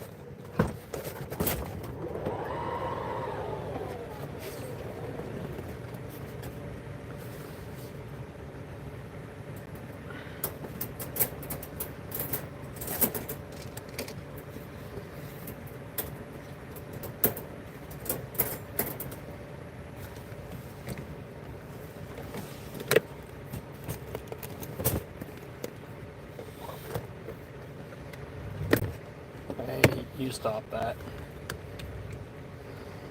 Look. Look.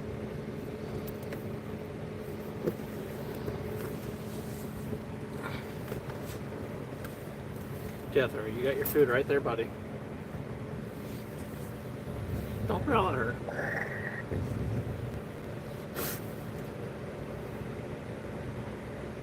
Got your food, bud.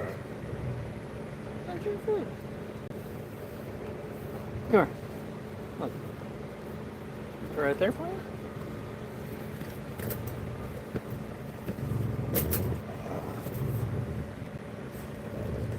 That's her food. You cannot have it.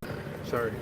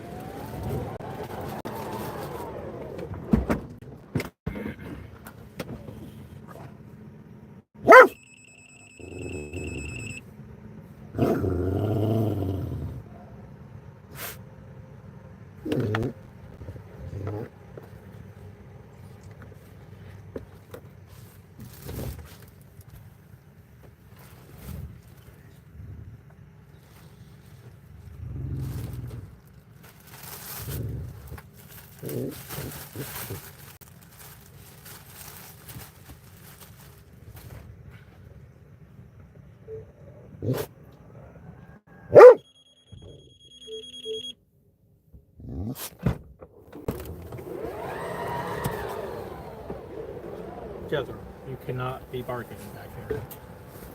You start barking, you're getting the collar. Hey, look, buddy. Look, you have your food right here. Okay, eat your food.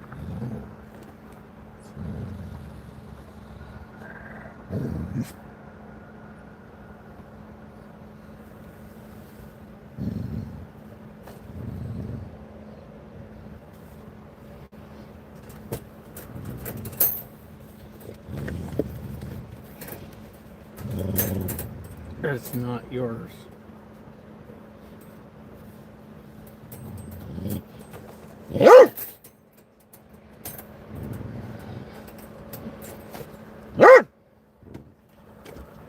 No. No bark.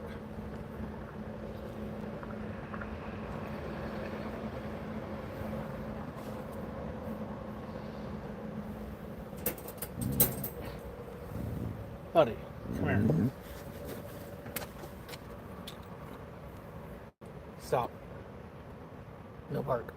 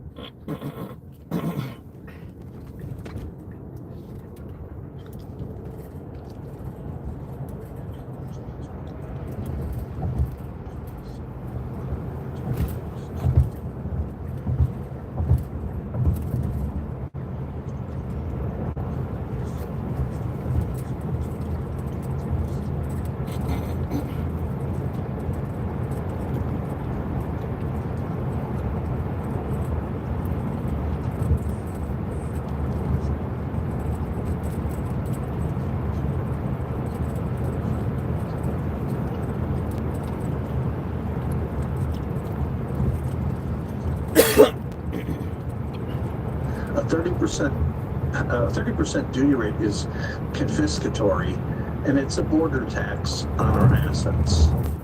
And I just want people to understand this. This is Rick Waldenberg, American, who personally is going to, in effect, stand at the dock and pay $3.3 million in tariffs. Donald Trump has always said China pays the tariffs. What was it like for you during the presidential campaign, hearing somebody tell that lie to people that someone other than you and your customers have to pay that tariff? I feel like we and the American people are being gaslighted. The concept that these tariffs are not inflationary or that it's some sort of passing phase is nonsense. They're trying to sell a bill of goods to people that I'm not sure are paying close attention, but they will pay close attention soon as all the price increases work their way through the marketplace. We've seen breathtaking changes in prices, and I frankly don't understand why people aren't hair on fire about this now, including Congress. It seems that there's probably a lot of feeling out there like mine, which is I've been expecting Donald Trump to back down every day. Of course, I don't have the pressure on me that you do of trying to keep a business alive with these threats, which I just can't imagine. But I suspect that a lot of American voters watching this have that same feeling about Donald Trump. Well, he'll just back down when it becomes too burdensome. Hope isn't a strategy. I don't think he's going to unwind his program without legal coercion. We've sued him. We're going to see him in court in 2 weeks, and we're hopeful that a court will adjudicate the dispute that we have and hold that the tariffs were imposed without authority. We think they're illegal. Yeah, and I think those lawsuits are very strong, including yours. And so during this so-called 90-day pause, it could be that federal courts come in and just basically erase these tariffs. Rick Waldenberg, thank you very much for joining us again tonight. Thank you. And coming up, Andrew Weissman and Ben Rhodes will join us to discuss the biggest payoff in history. That's next.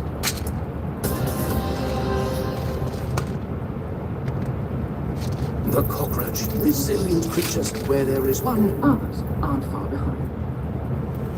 Well, that's horrifying. Ortho Home Defense Max Indoor Insect Barrier. One application kills and prevents bugs for 365 days. Nature's wild. Your home doesn't have to be. There are days I feel stuck in my head. Even on an antidepressant, lingering depression symptoms can make it hard to break through. I wanted more from my antidepressant. I asked about Vraylar.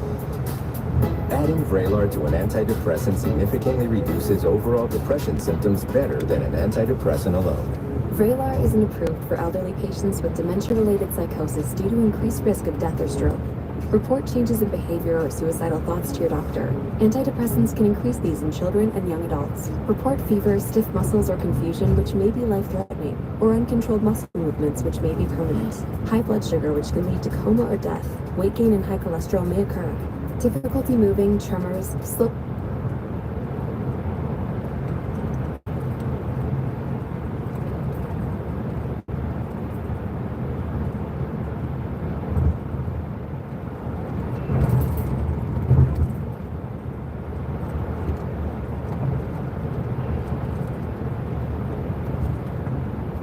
or uncontrolled body movements, restlessness and feeling like you need to move, nausea, constipation...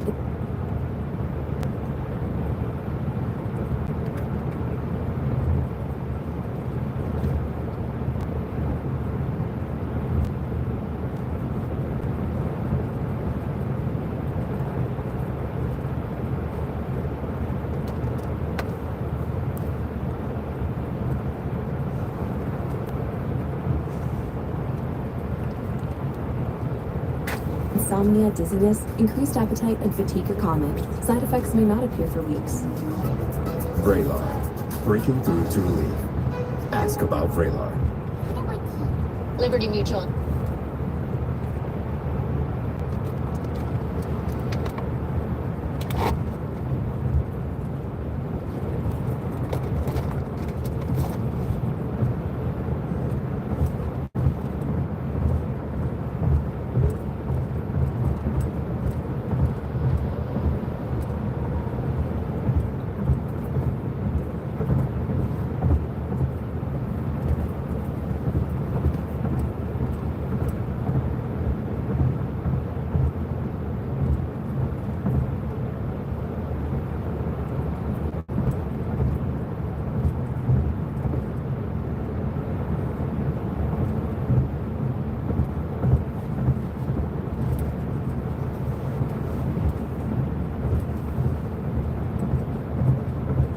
All she talks about since we saved hundreds by bundling our home and auto insurance.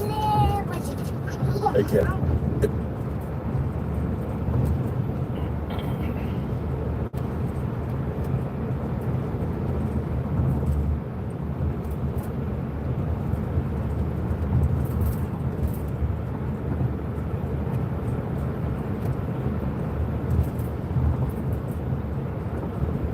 It's pronounced Liberty. Liberty. Liberty. Liberty. Liberty. I know she's mocking me. Very mature. Hey, that's the nephew too. She is going in for her second surgery on the 15th. And then it's going to be followed by chemo and radiation. Application kills and prevents bugs for 365 days. Agents wild. Your home doesn't have to.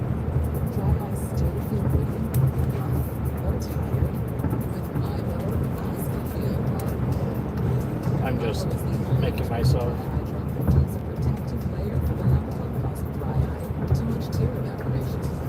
my way down to Middletown right now before cutting out west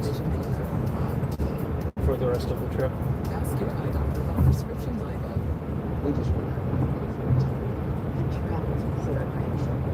I understand. That's why we start right with the it's like going about lifestyle.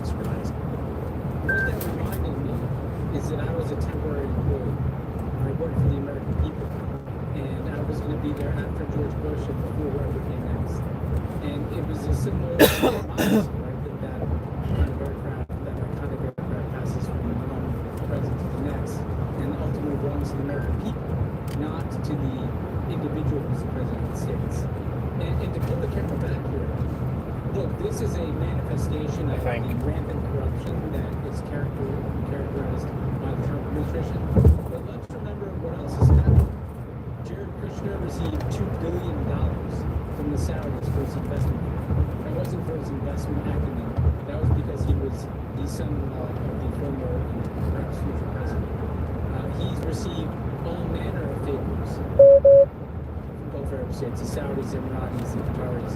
He has launched a crypto meme coin that he's made hundreds of millions of dollars on. He's normalized in plain sight.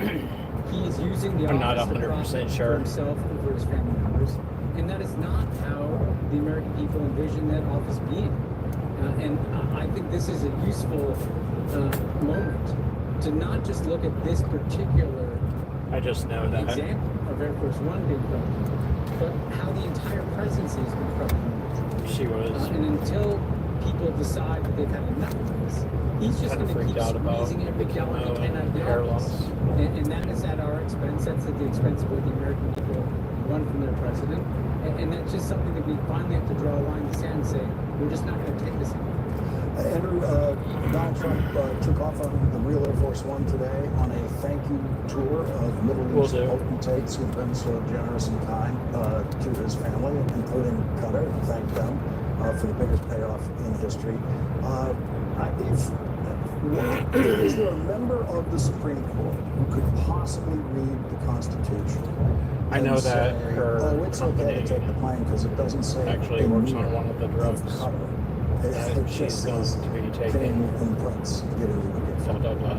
So, assuming she's up to speed on all the latest technologies, Supreme Court justices who have taken out there. And other gifts and favors.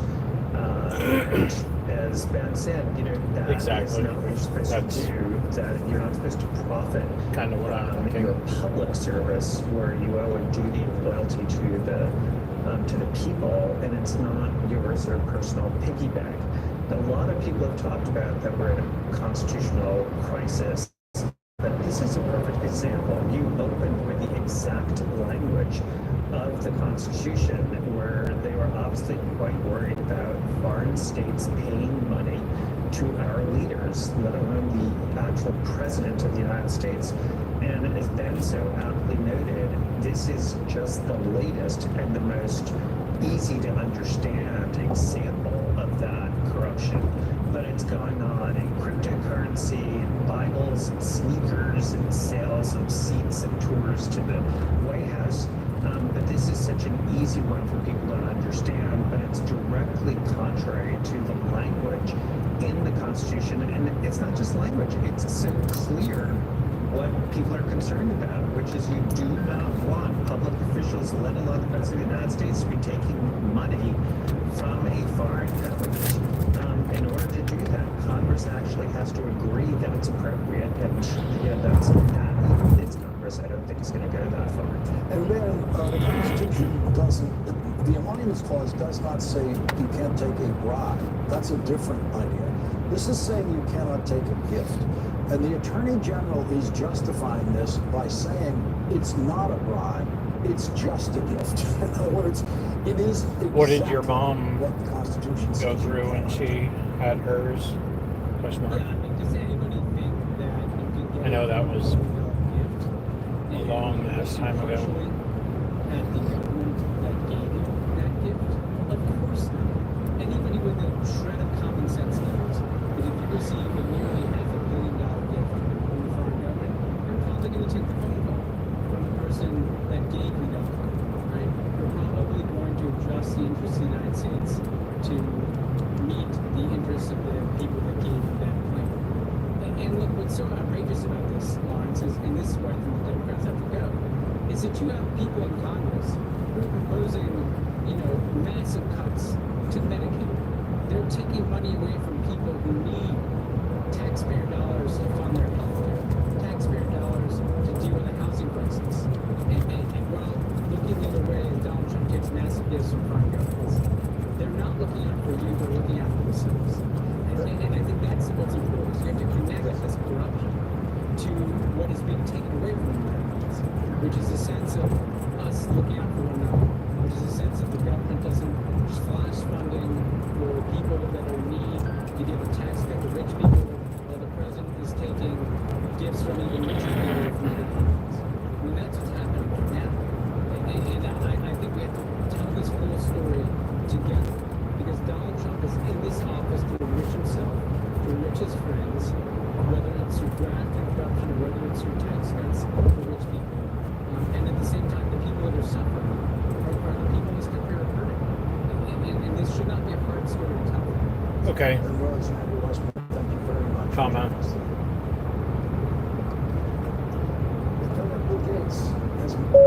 Looking like my arrival time is now at 3:43. what's next.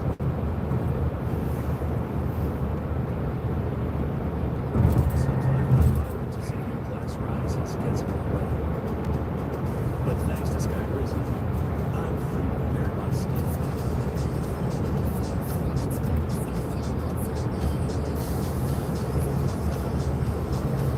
I had to make a couple stops and let the pups out.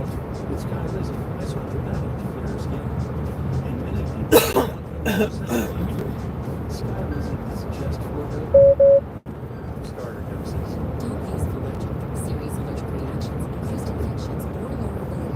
You can hop on YouTube and check out my progress. I'm live streaming it.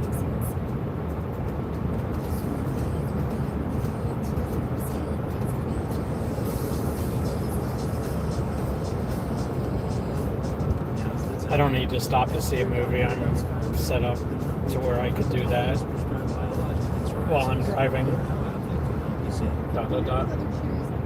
Hop on the YouTube channel and check it out.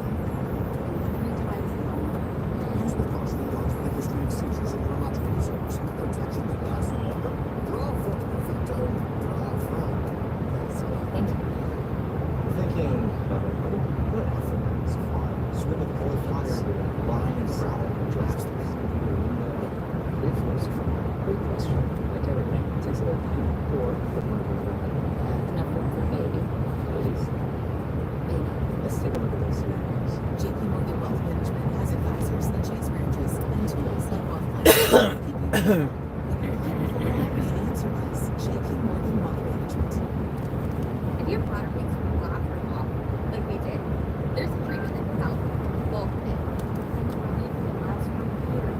We're so glad we have it. Visit findgroup.com to find a physician near you.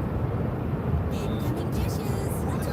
Dawn power wash applies to 99% of grease and grime in half the time.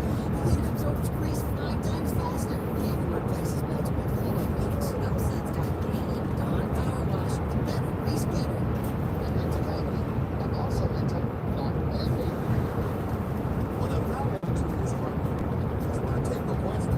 Here in Phoenix, stomach, Quest can kick some ass and relieve heartburn related to non-erosive GERD. Quest is the first and only FDA treatment of its kind. And it heals most of the esophagitis known as erosive GERD.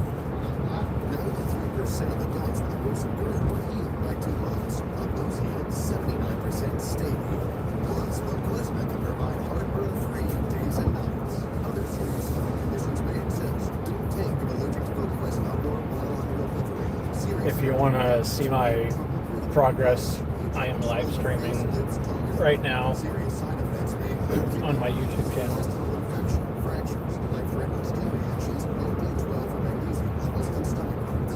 Tell your doctor about your medical conditions, medications, and if you have diarrhea, persistent stomach pain or fever, deep feast or blood urine, seizures, dizziness, irregular heartbeat, jitteriness, chills, shortness of breath, muscle aches or weakness, spasms of the hands, feet.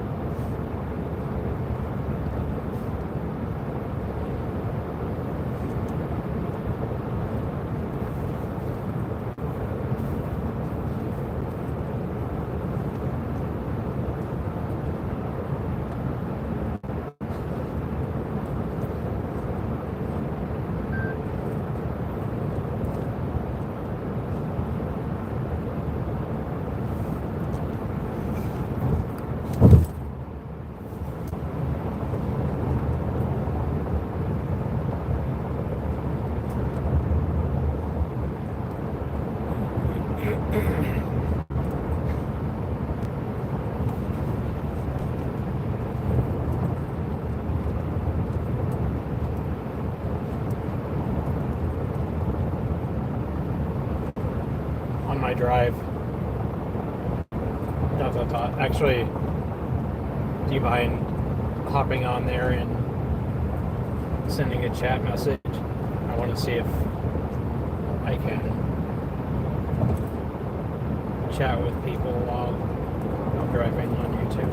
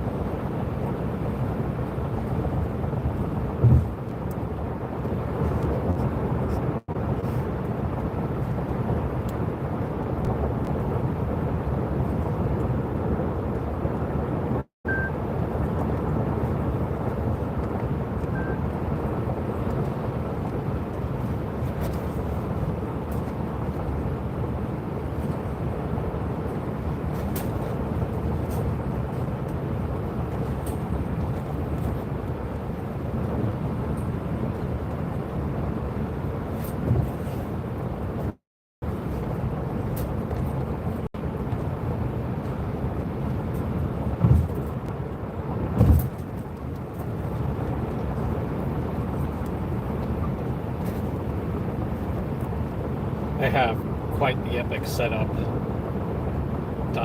This is totally the ultimate road trip vehicle. I managed to get 2 dogs, myself, a 3D printer, and 2 batteries, generators, so that I could actually run the 3D printer and all of my other electronics.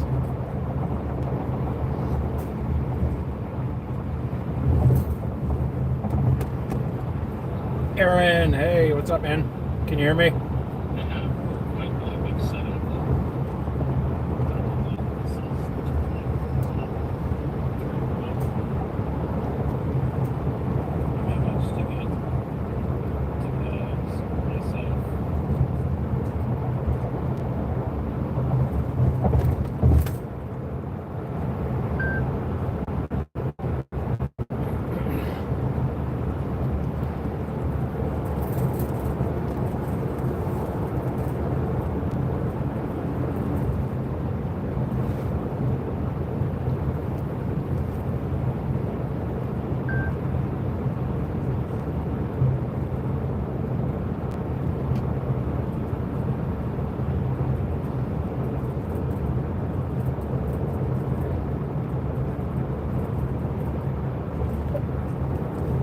Are you at work right now?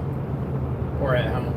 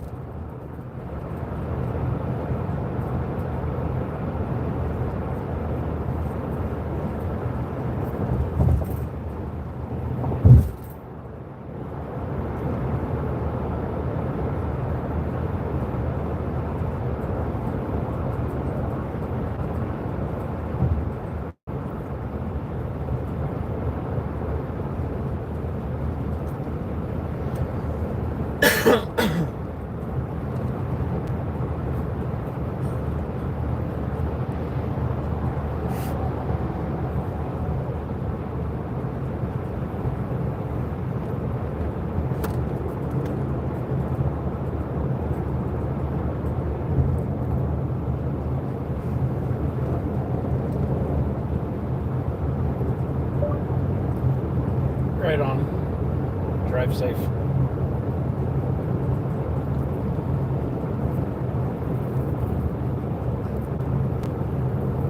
On your way back.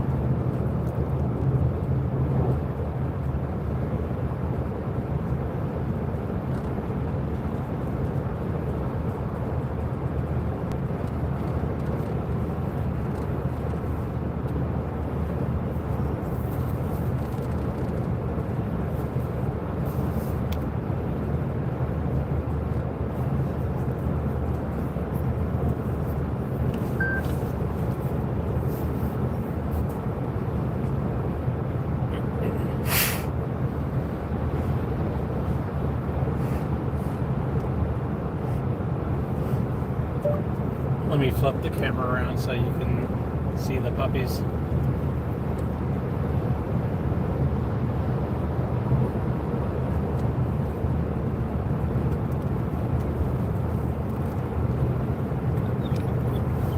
Hi, Jethro.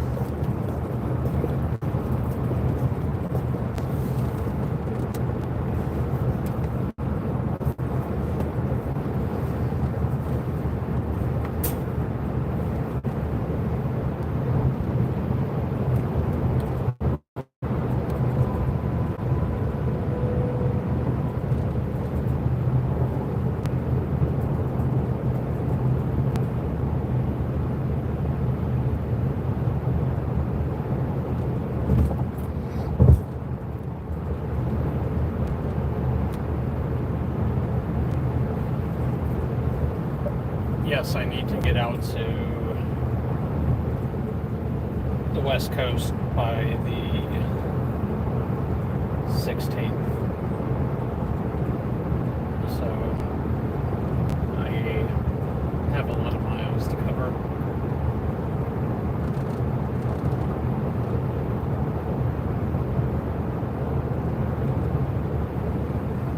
Jethro, you want to say hi? Come here, bud.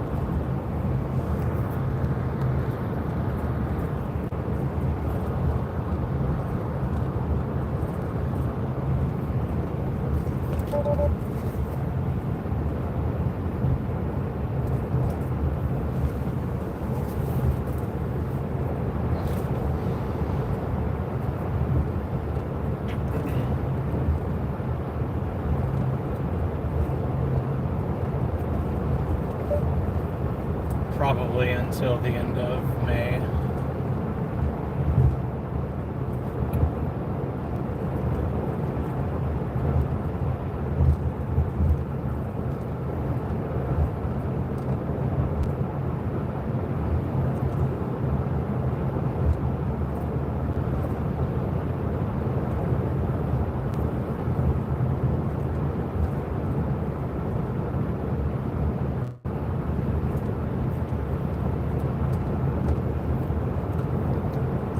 That's my trip.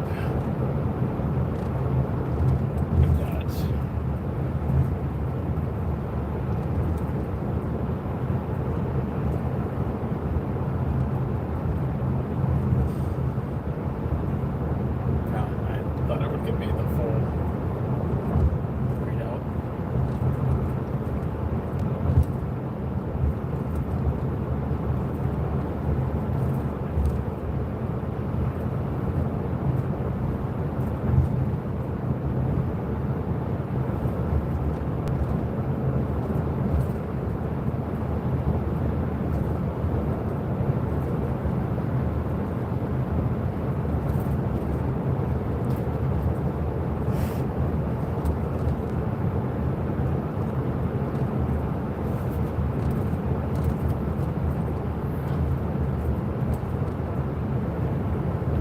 I think I might watch the movie Cannonball Run to motivate me.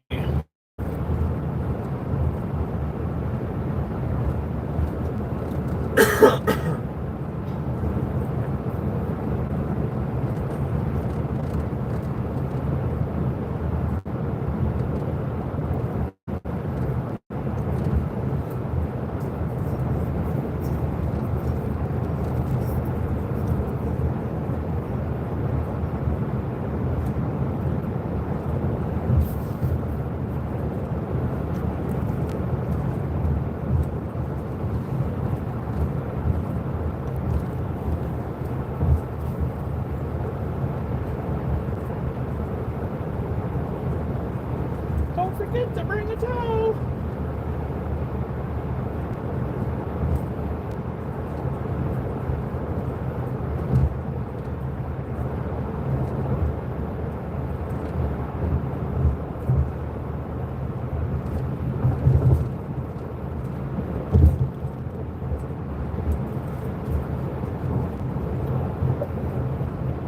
Technically, the possum is driving the X.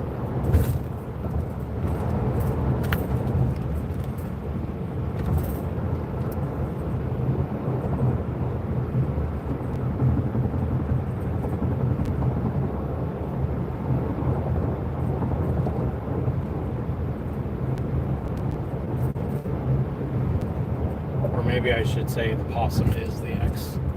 So the possum is driving.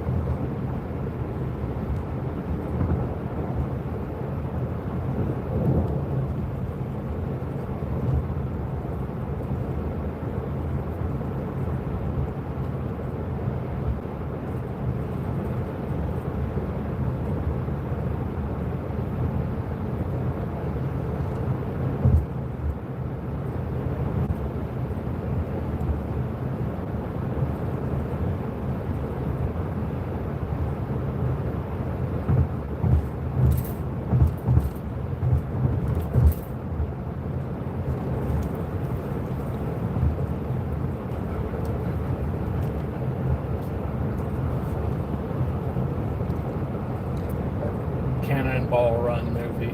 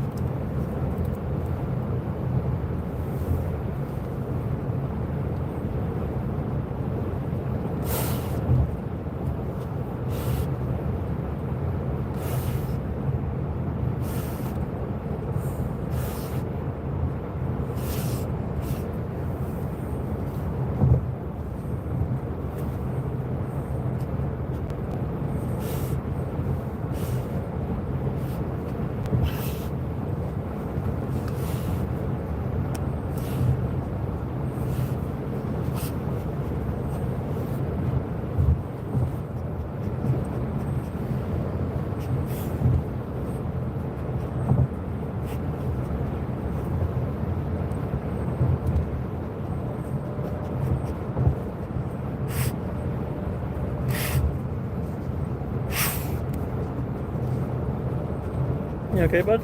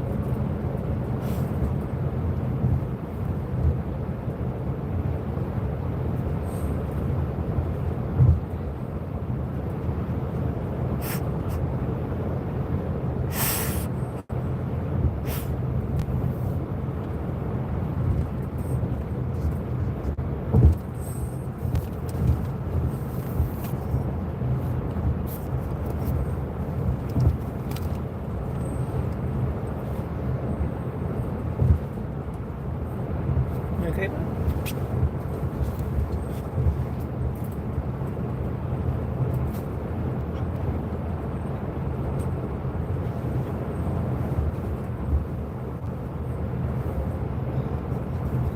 can go to sleep if you want. We got another 15 minutes, an hour before we stop.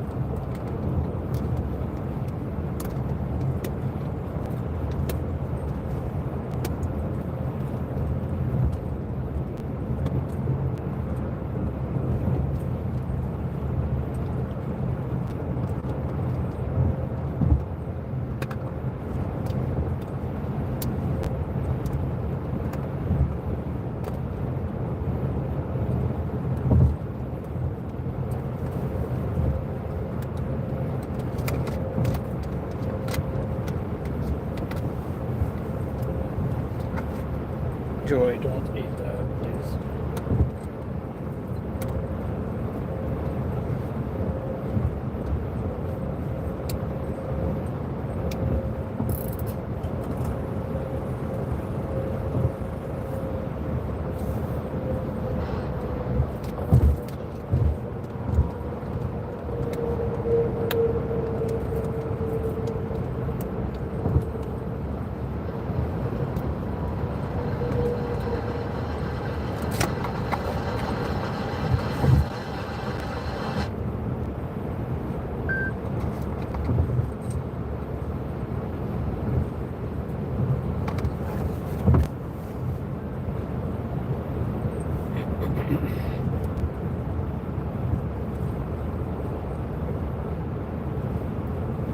One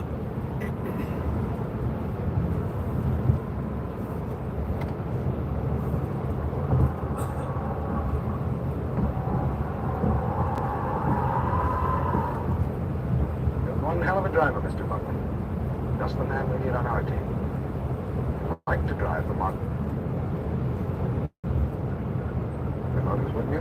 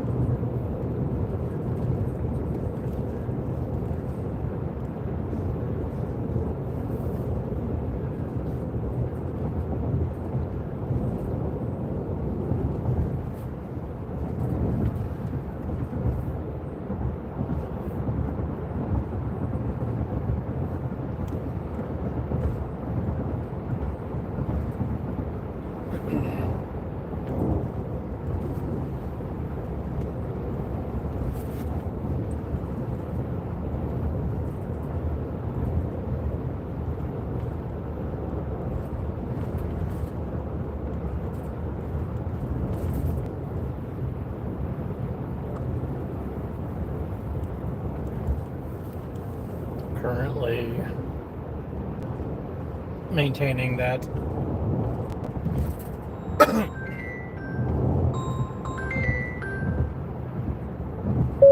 Yo. Hey.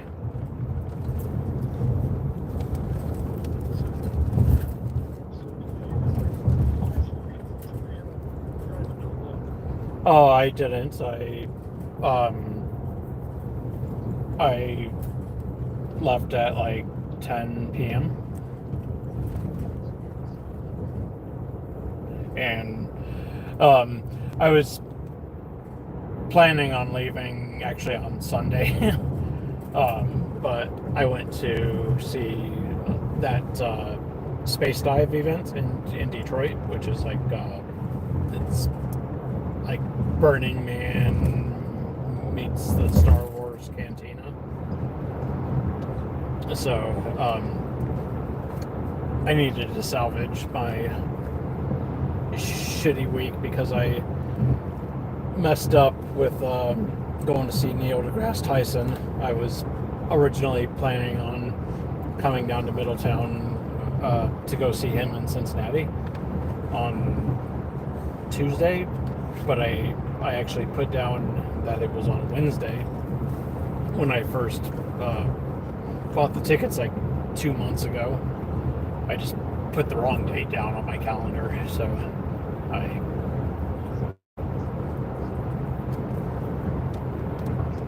yeah, it was.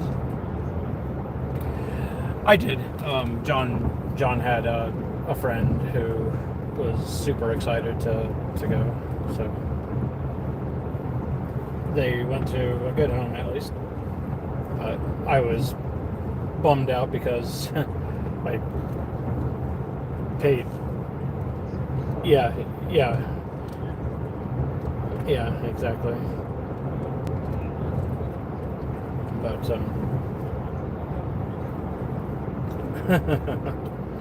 that's, yeah, I do.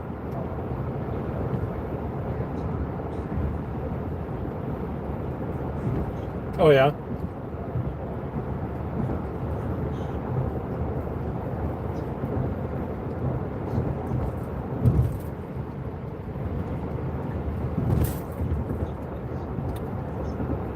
Okay.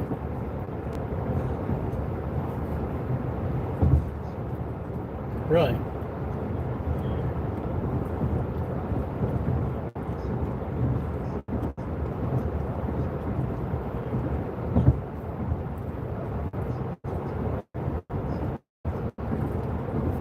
Right. Yeah.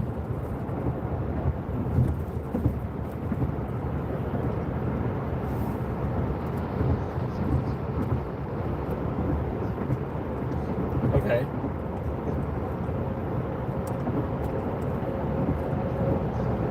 Yeah.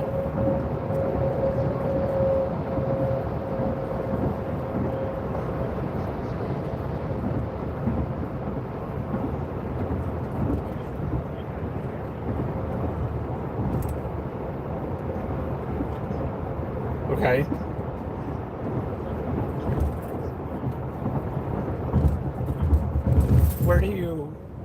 Where do you get it at? Really?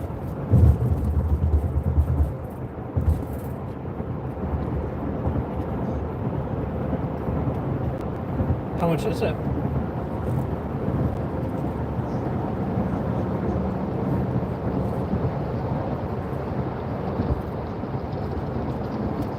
Okay.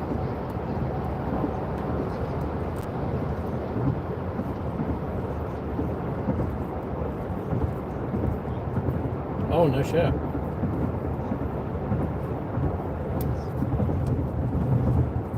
Hell yeah.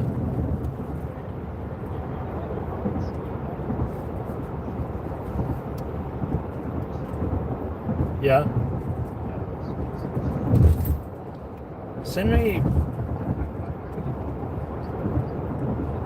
Yeah. Really? That's awesome, because it sounds like something like you could kind of like just like microdose it if you wanted to, right?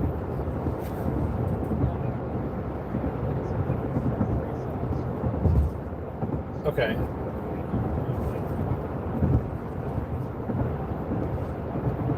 Yeah.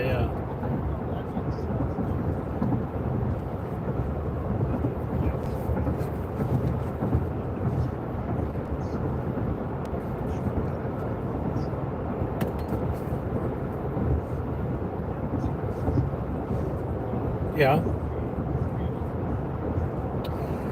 How can you like text me the website? I might actually order some for and like have it shipped out to my parents' house and.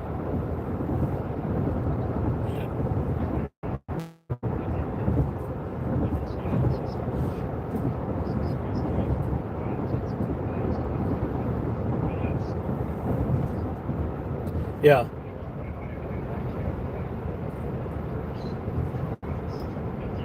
Yeah. No, you sound super excited about it, so I'm. Oh yeah.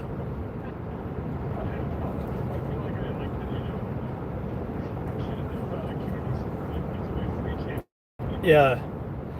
No, that's.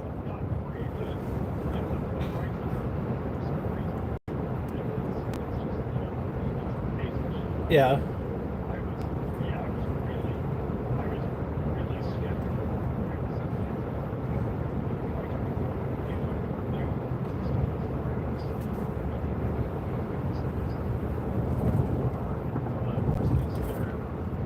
Mm-hmm.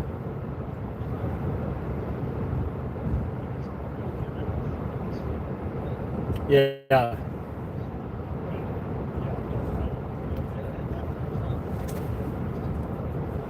Hell, is it like uh psilocybin?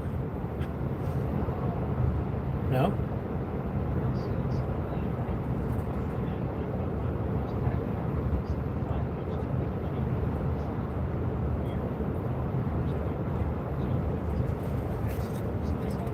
Really?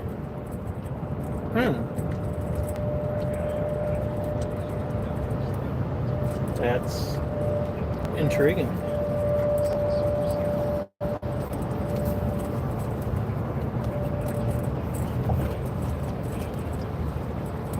Uh-huh.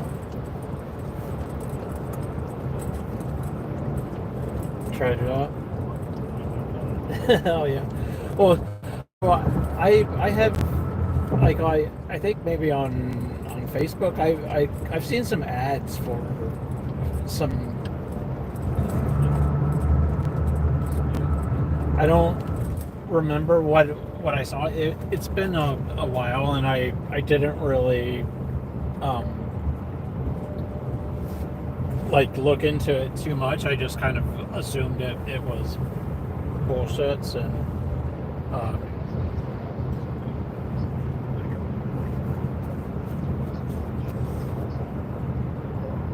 yeah.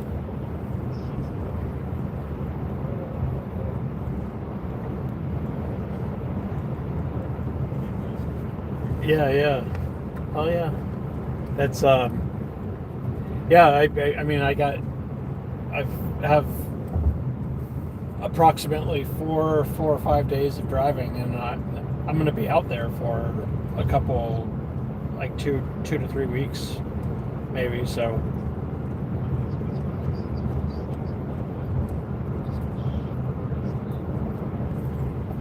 yeah.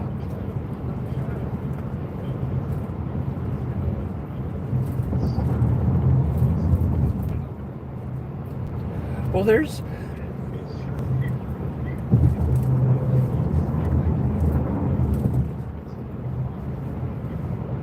yeah. Well, that's pretty awesome.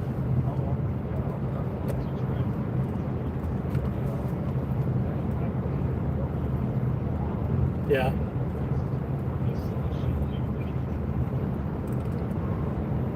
Oh yeah. I almost wanted. What city do you live in again?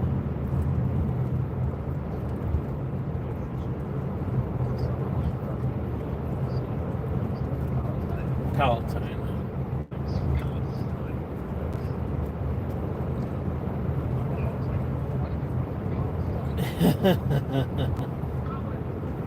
Palestine. Funny. Where is that? I'm just looking on my like where is it? The south side, west side? Oh, northwest. Okay.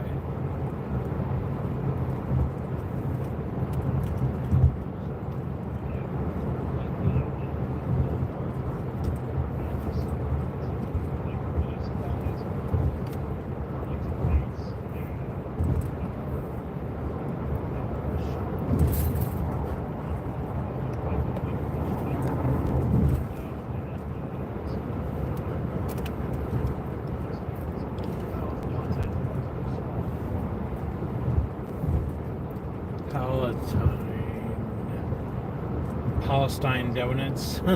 What's your zip?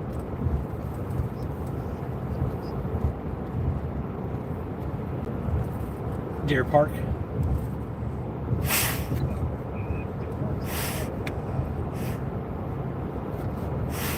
I'm just.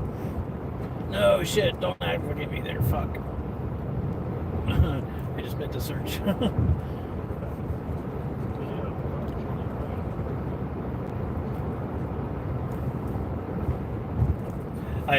I just wanted to see where you were at relative to my route.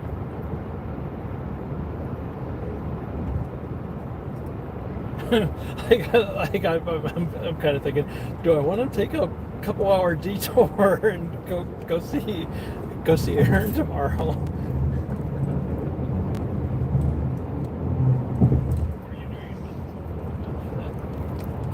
No, I'm going to, because I was going to that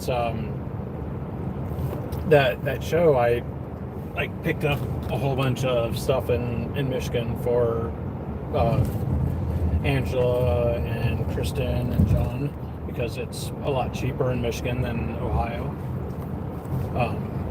So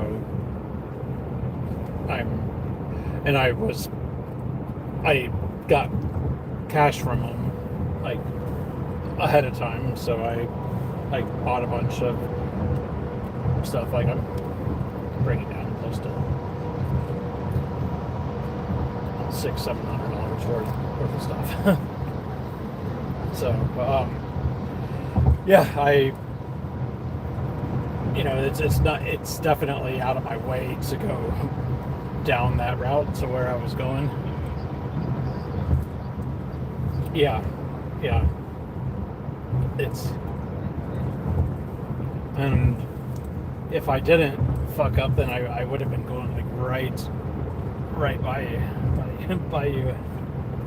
But yeah, I've never made this cross country trip. I've gone out, for hot trip testing. I've driven down out to Nevada, Death Valley, Vegas, but never all the way to the coast, so that'll be interesting.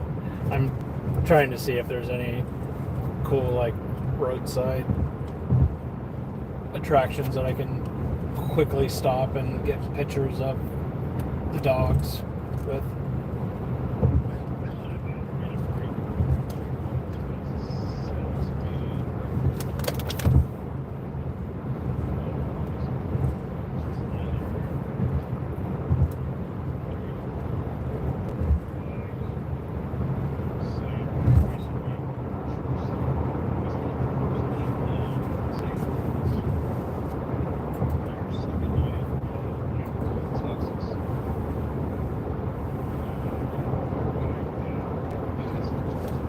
Okay.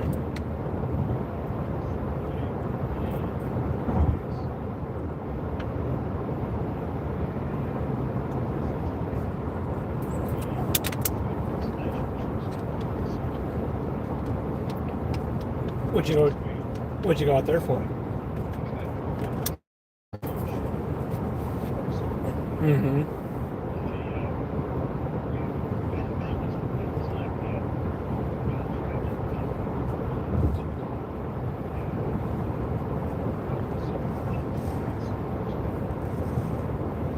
Oh, right on.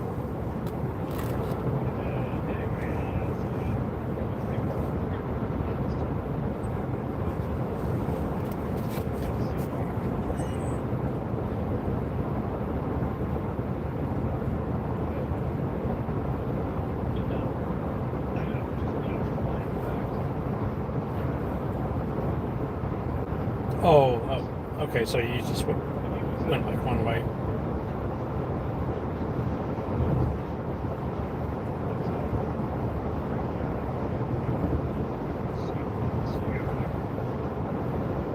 Yeah.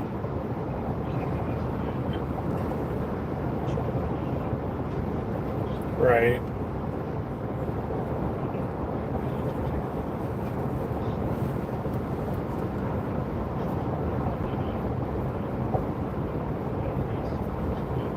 driving. What, an E5?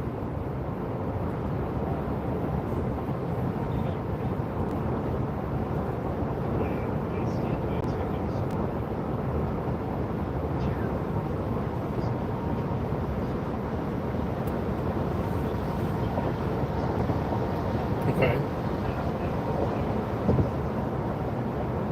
Mm-hmm. I gotcha.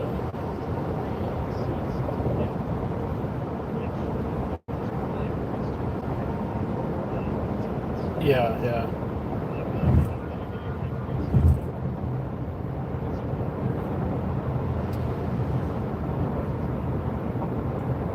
Yeah.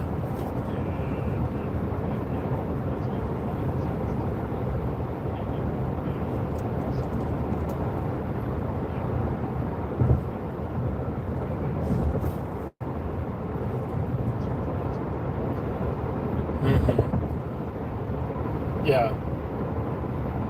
Yeah, totally. Plus, I don't know. Right now, like, you could not pay me to get on an airplane.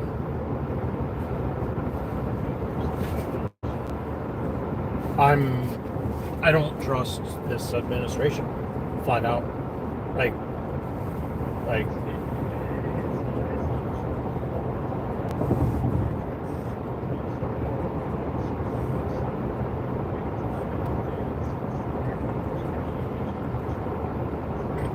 okay.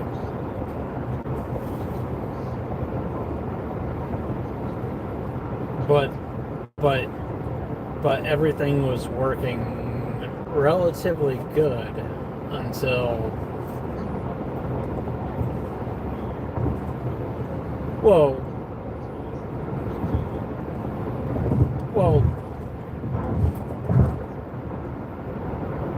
no.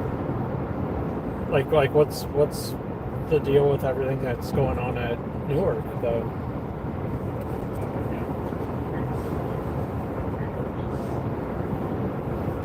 Yeah, like I heard that it's happened a couple of times. Like they just had like blackouts, and like the air traffic controllers were like in tears, and like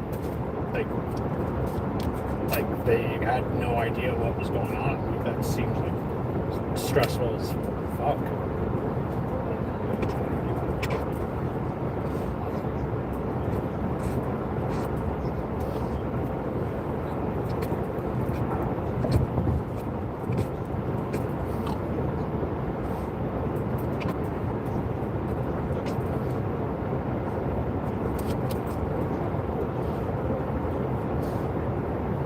Oh yeah.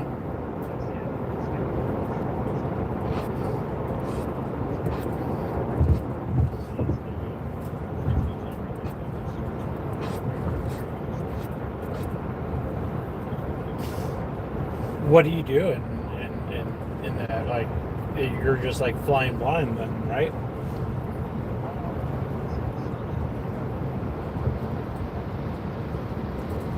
Okay.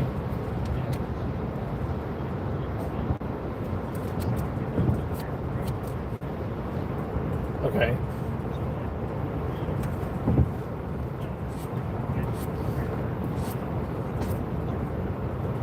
Right.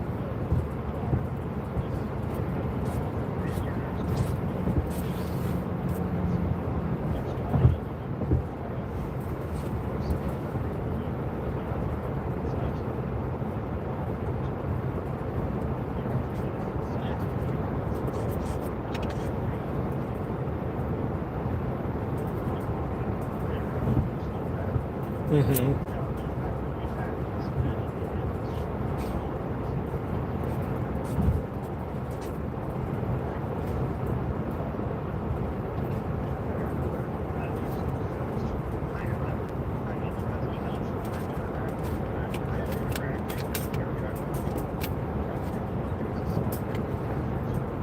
Okay.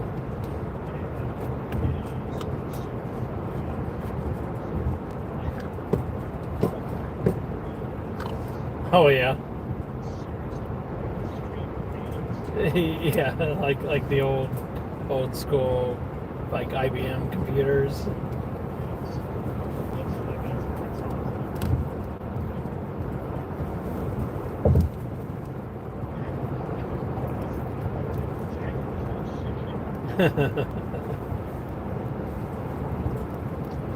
So what's happening with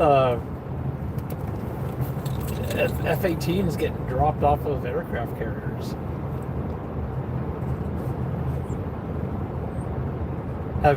Have you heard about that?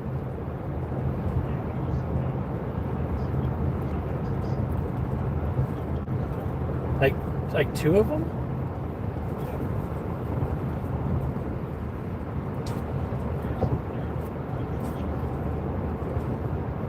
Like what do you know what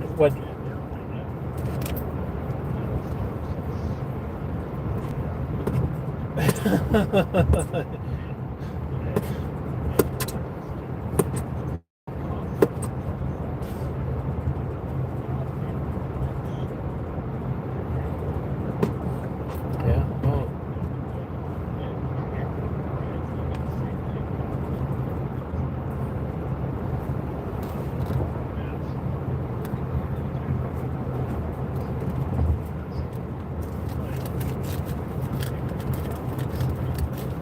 right.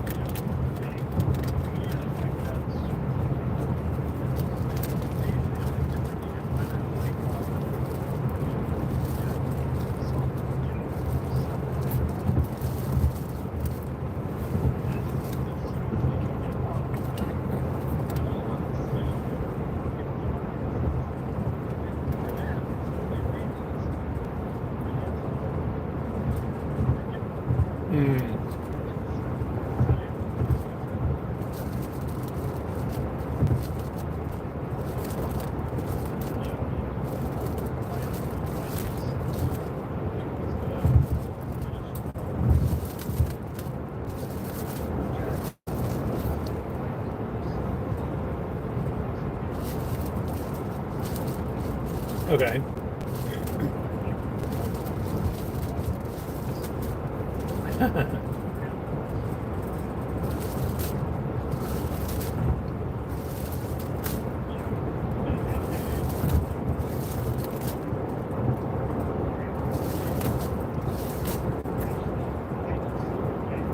Mm-hmm.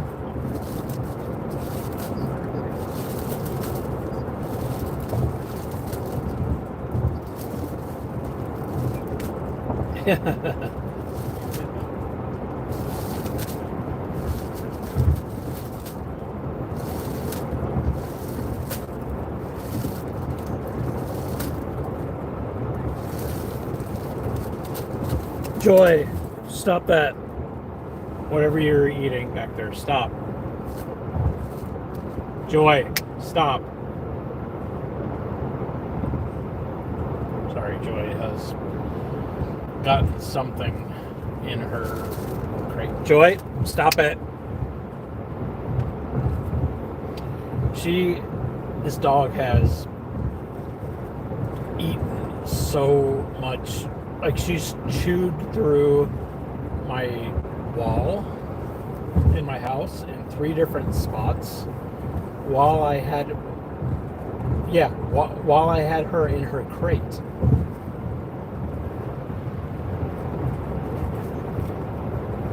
Yeah, I had her kennel, her crates like thing too close to the wall, and she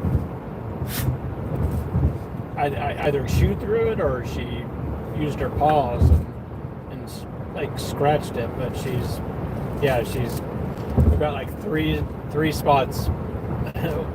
One's in my bedroom, one's in my living room, and the latest one is in the room that used to be Bridget's room.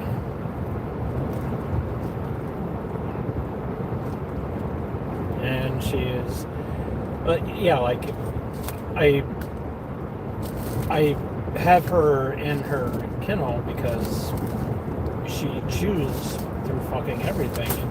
And you know, I don't know if you saw the video. Like, I have all those like LED signs, like programmable signs that I put my YouTube channel on, and like while I'm driving. And there's all these like wires like going all over the car, like just USB wires, but she, like, I can't leave her in the car, like I can't jet through, because she finds any little wire and she chews right the fuck through it. She has chewed through a couple 120 volt cables. She's chewed through my laptop power adapter. She has eaten my prescription glasses. I was about a...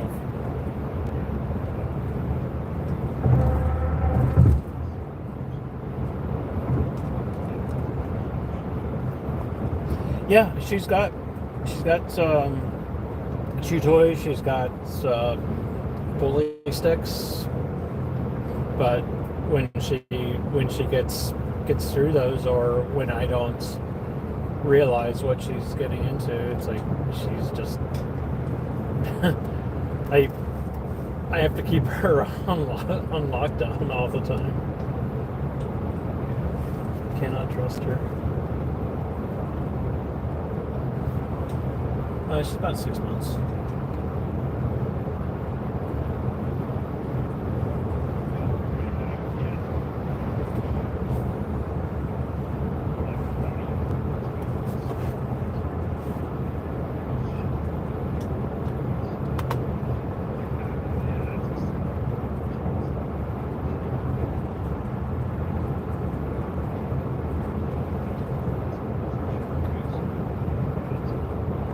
Right.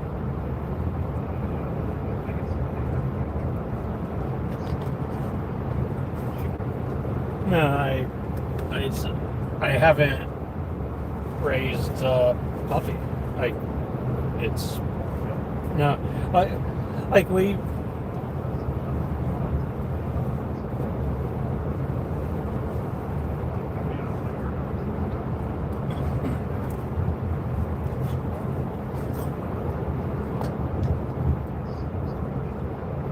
Yeah.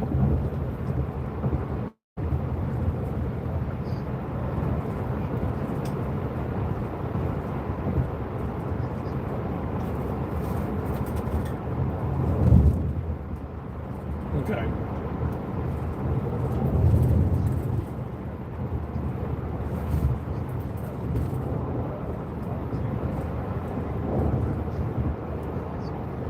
Uh-huh.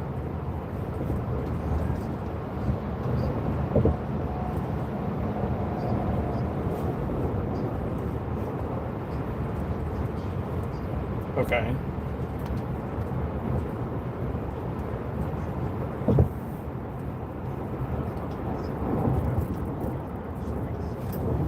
Right. Yeah, they're gonna chew whatever.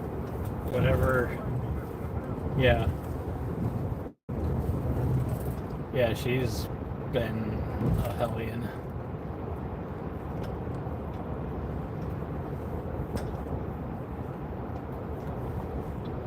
Jethro's doing all right. He's really hard of hearing right now. Like, it's to the point where I can walk into my house and he's like looking out the window for me, and he doesn't hear the door like open and slam. And so I walk up to him and I'll be like, hey, Jethro, and he doesn't hear me. And so I have to like walk up to him real cautiously and like put my hand on him, and he always kind of jumps because he's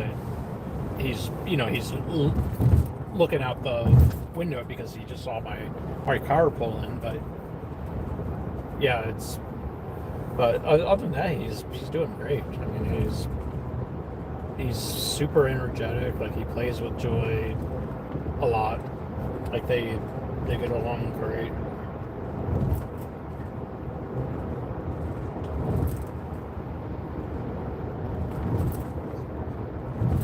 No, I've had him since 2014, and I think he was probably between 2 and 3 when I got him. So he's like I think he's like 13 or 14. But yeah, he's definitely getting up there. His eyesight's going, like he's got cataracts starting, and it's hard for him to see at night, especially. So I've got like this LED, like really bright LED dog collar that I put on him when I let him out at night, and it's kind of like a headlight for him, so he can see where he's going.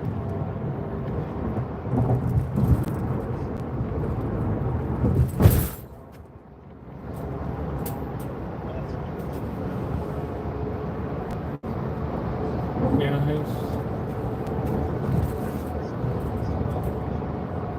yeah.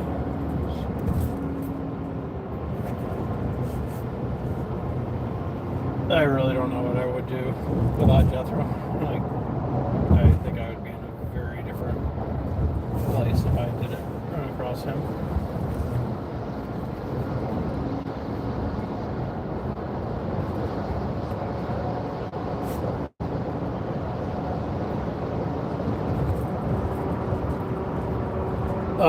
No, I think I'm gonna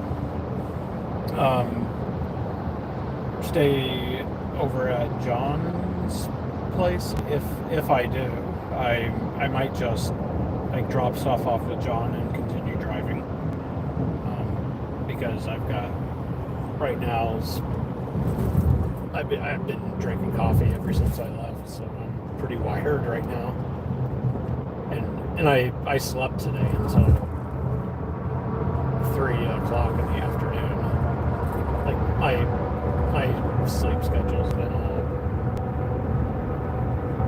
jacked up, but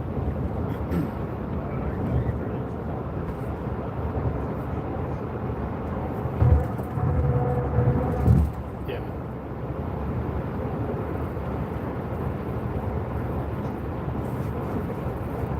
Right. Well, I got myself on the cycle because my programs that I'm running at Yap are being developed in China, and they're being launched in Mexico.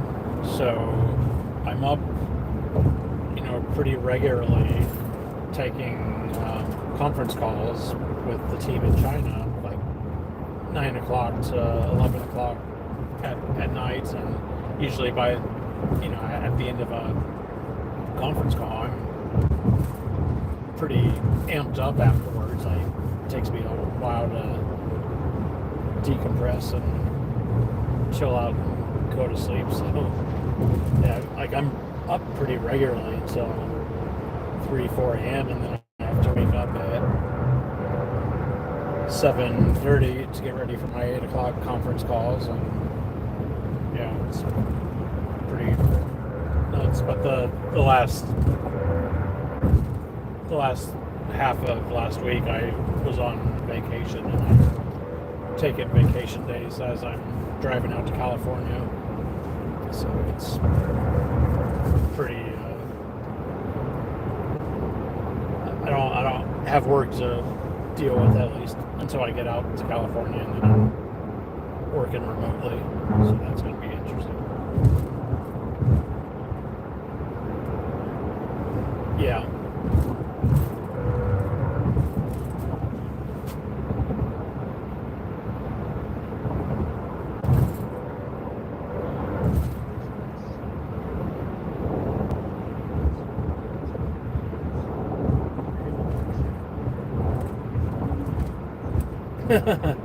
Okay, I'll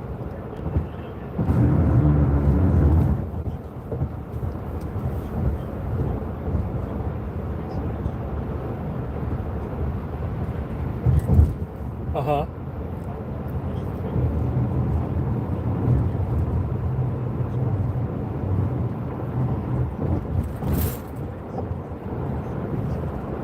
Okay, I'll see what I can do.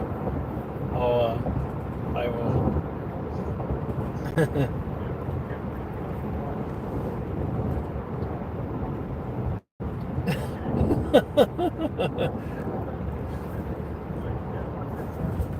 It's pretty ridiculous. Like,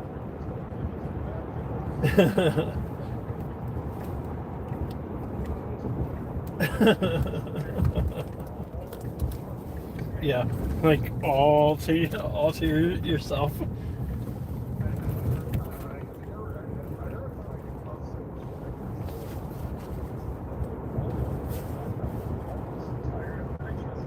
Uh-huh.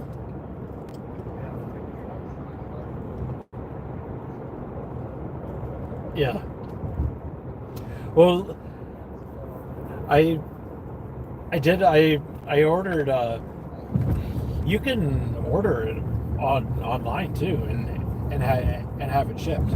It's just food grades. Most of what I have had shipped, and I don't really like that as much as the medical stuff that I got from, like, when I went out to New York and I got that, like, what was it, a 40 or a 50 pounder, like that was medical, and that was, I think, lasted for like 2 months, but then when it was gone, it was so sad.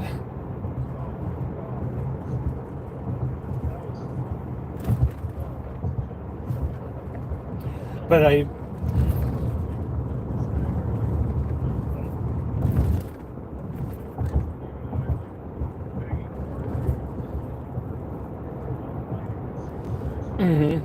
yeah.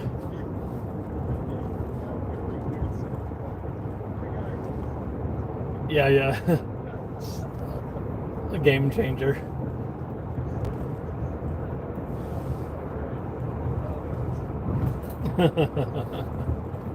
Totally.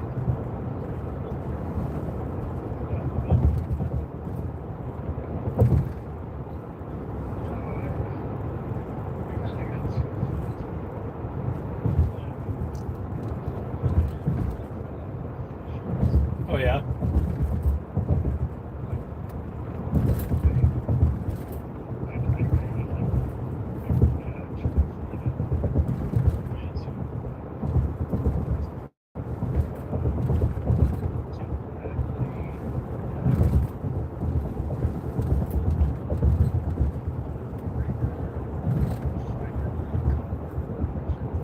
Mm-hmm.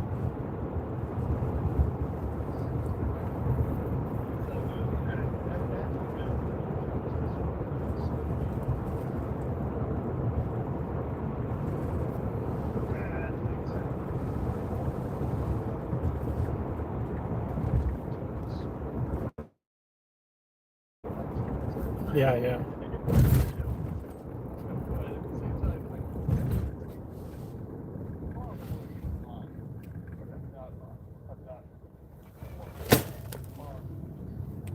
Mm-hmm.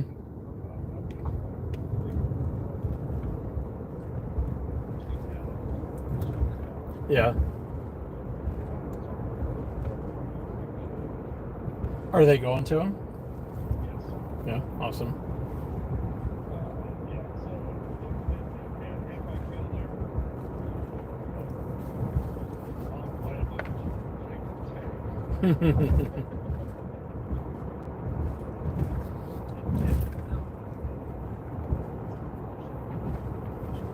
Yep.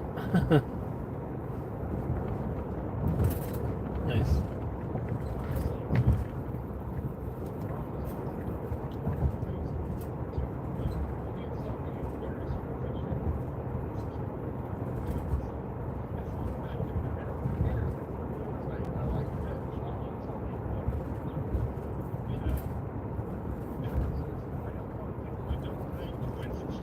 Yeah, exactly.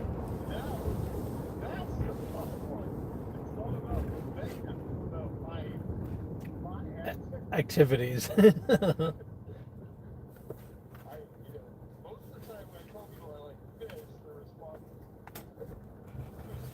Right.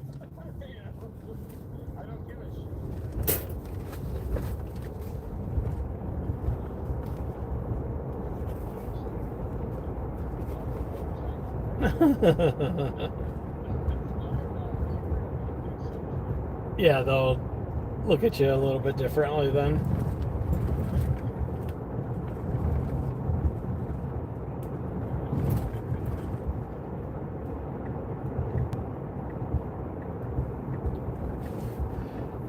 Hey, I am pulling in here to Supercharger, and I'm gonna hop off here, and so I can let the dogs out and go run into Meyer and take a piss. And I'm in Springboro. Yeah.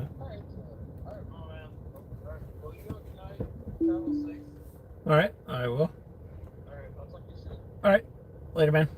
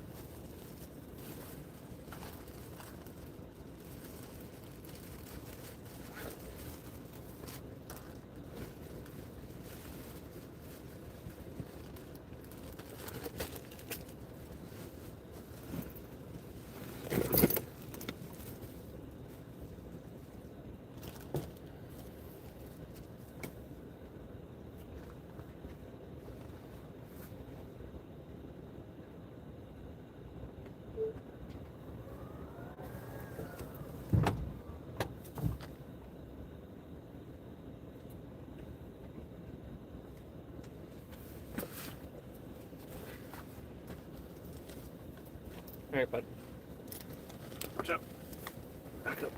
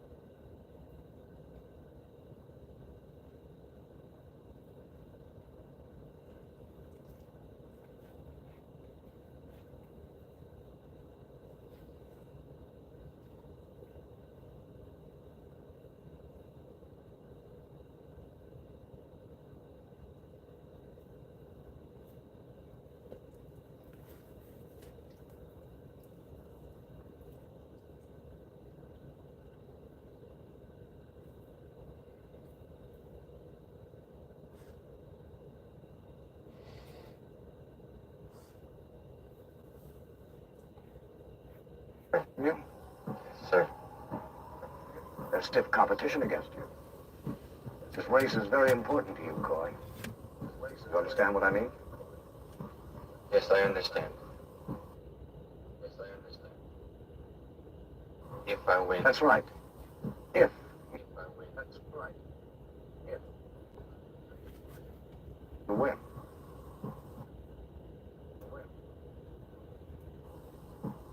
I see you brought a...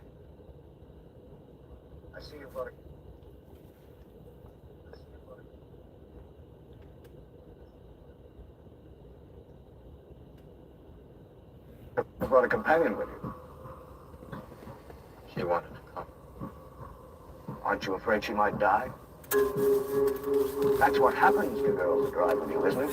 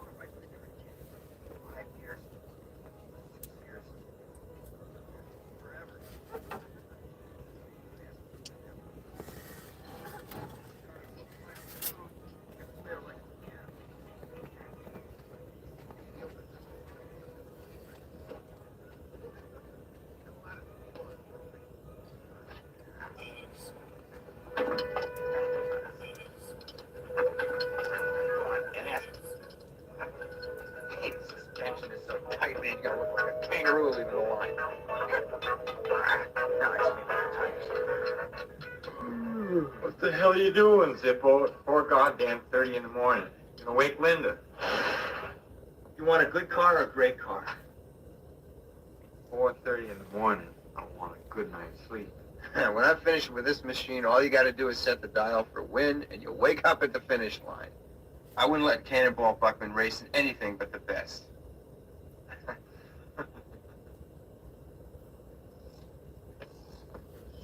Hey, step on it, will you?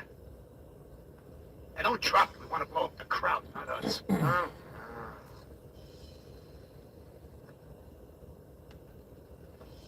Relax.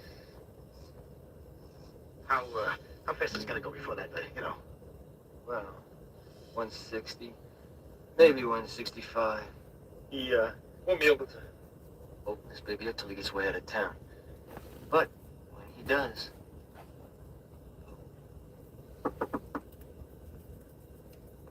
Just a minute, please. Whoever you are, it's 5 in the morning. Couldn't it wait? This is Schulenberg? Yeah? Yes, I'm Butel Morris. I came by to pick up your car. You see, I want to get a head start so that I can get your car into New York for you by next week. All right, now, here are the keys and here are the papers. Now, there's no driving at night and no driving over 55 miles an hour. Oh, no, ma'am.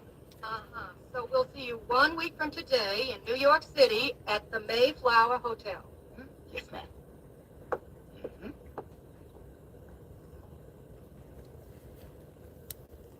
I didn't know he was, Oh, no.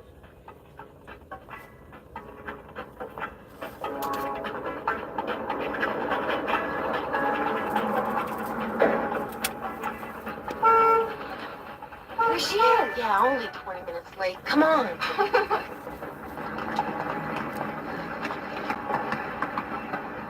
God, are we glad to see you? Shake your asses, ladies. Come on, time to change uniforms. Get ready, get ready. Sandy, honey, after hauling ass in that whole kitchen for 6 months just so you could hustle up this truck for 2 itty-bitty days, we're ready. Mother, let's move it.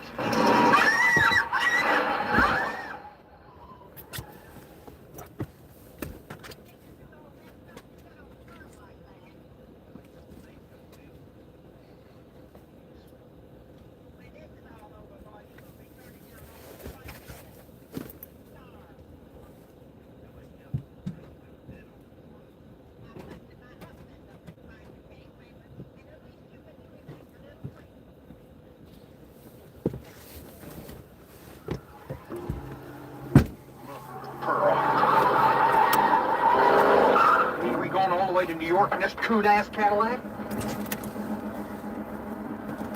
I'm Mr. Redmond. Well, put her in here, boy. We got fish to fry. Car feels like a winner, Mr. Redmond. Thank you, ma'am. My profession.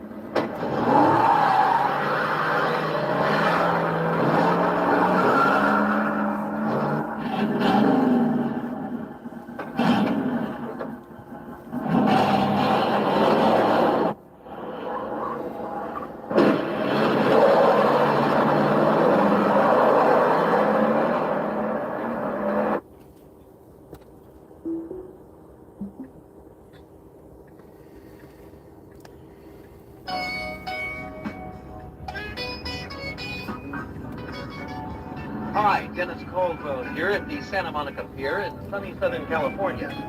For the last 3 years, the appearance of this cryptic ad in Motorist magazine has signaled the running of the Trans-America Grand Prix Auto Race.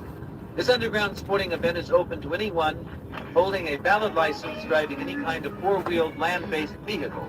Contestants choose any cross-country route they wish, And there's $100,000 waiting for the sweat-drenched, high-test hot rodder who gets his ticket stamped first at a certain garage on New York City's Lower West Side. Most of the drivers...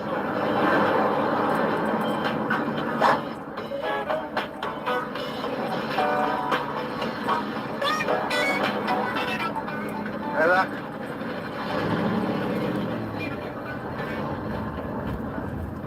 Hi, Brad. Hey, Peter. What's the TV crew doing here? I thought this race was supposed to be a secret. they're cool. They're shooting a documentary on the whole race. It won't be shown until next week. Besides, what do you think's putting up the prize money?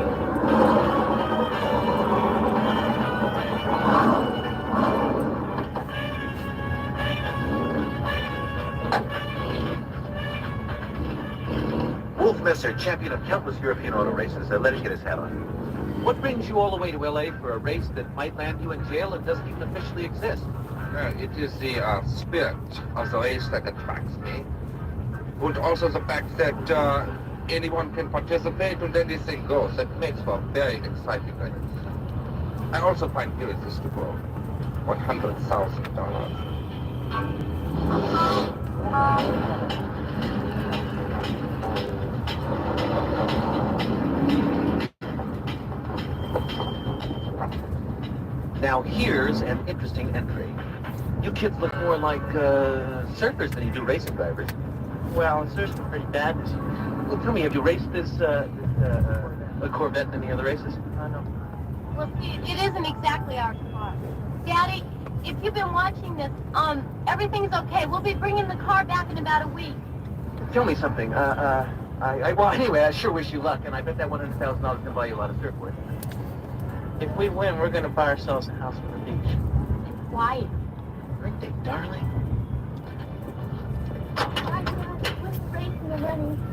This is from the kids and me, dear. We want you to drink a toast to your loving family after you cross the finish line. Bye, Daddy. Don't forget to bring me a present. Harriet, everything I'm doing is because of you and the children.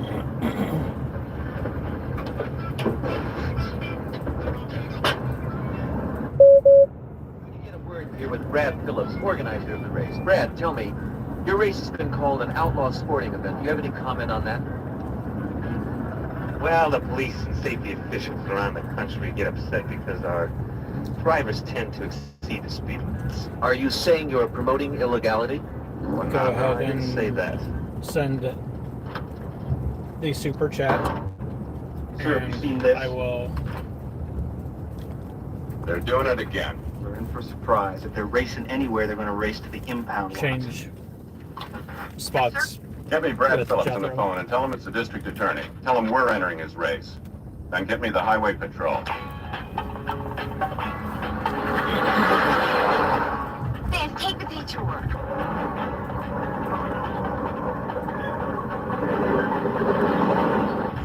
Sandy. I'm going over it.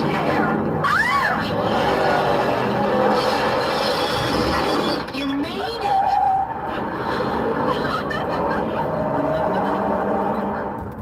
Well, I'll be dipped.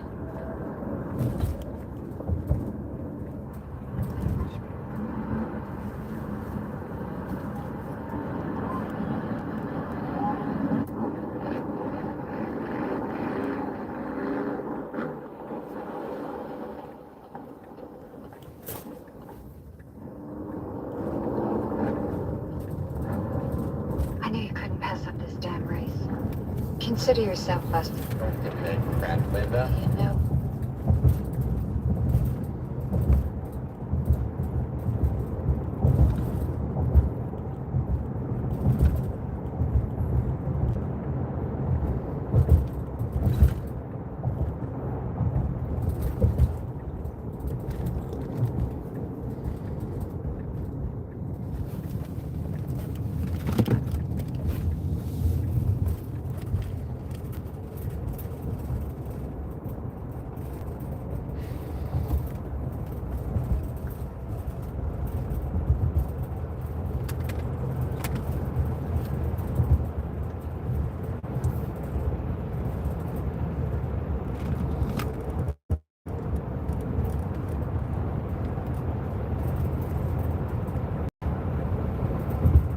Don't get that crap, Linda. You know what happens to employees who cross state lines without permission? I don't give a damn about that red tape. My brother put up $6,000 for this car. I got a chance to win with it. My whole future's at stake. One speeding ticket, and you're back in prison. That's our future. Coy, you know how I feel about you. I've never pulled rank on you before, but I am legally responsible. That's a technicality. This race is my last chance to get my career back together. All face facts, Coy. Make it Career into electrical dive. quick because I will be getting off at my next stop. Well, Mr. Cooper, About the Maxwell. Mother's Day. Yeah, what about my competitor? I wish him luck, too. I expect one of you will be driving for me next week. You two gentlemen know each other, don't you? Mr. Redmond, Mr. Butler. I believe we've run into each other once or twice. Got it? Little darling from the 72. There's a little piece of information for you. I mean, so much is coming in 100 miles with me, you're going to wind up with my tire tracks right up your ass.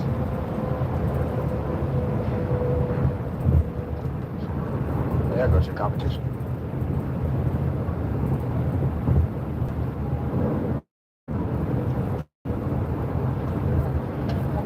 You guys so mean, I better get the jack off in the morning, get his heart started.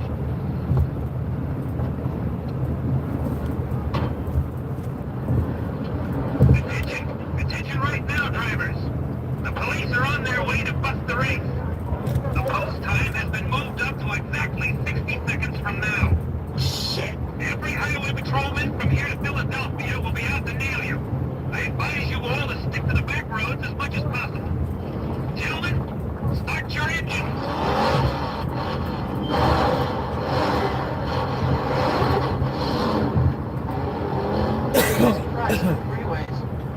How the hell do they expect us to make any time in the back roads?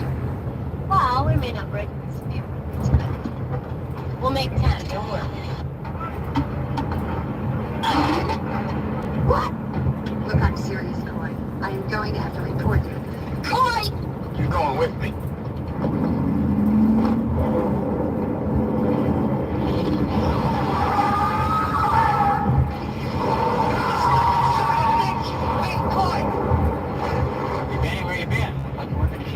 Hey, what, are you kidding me?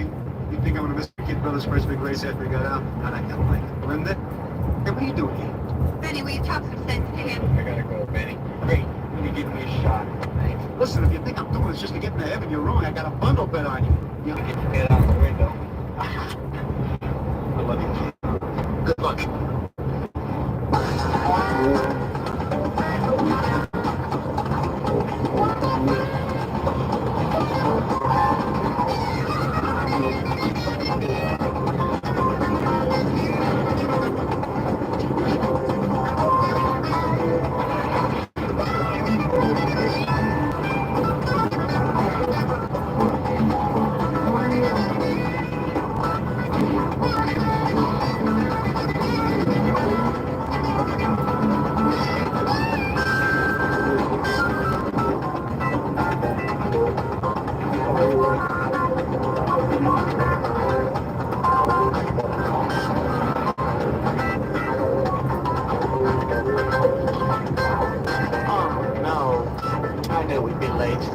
Now we're gonna have to go twice as fast to catch up. Don't worry about it. We'll catch you before they even state line. We got ya, don't worry. Here you got, here, hanging in line.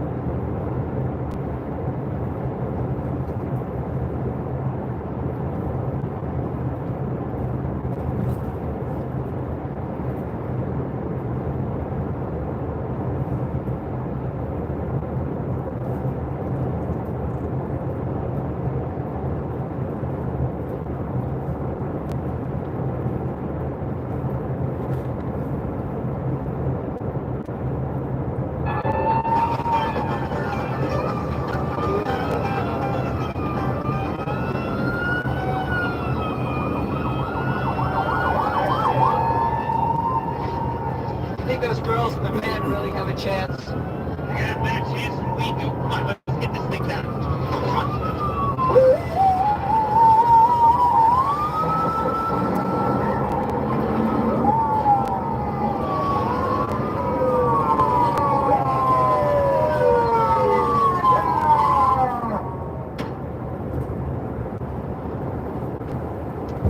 Phillips, your race is over. City Junction. Race? What race?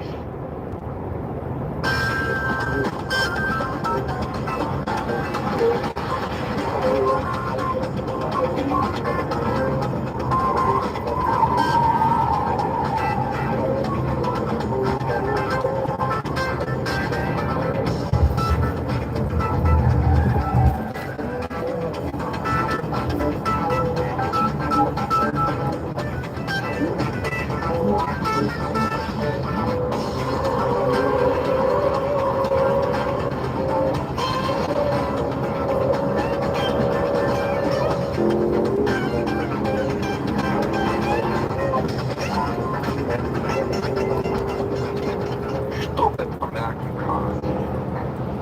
They look like Tootsie-Rolls on wheels.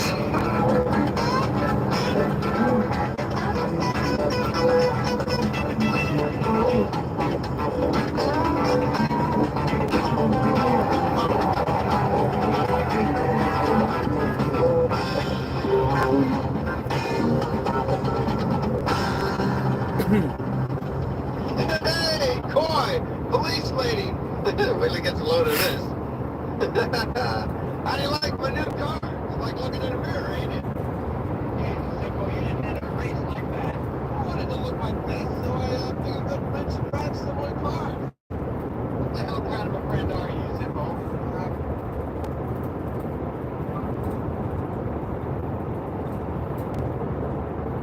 I'm about 10 minutes out. I gotta make a quick stop at Angela's house to pick up something for the puppies.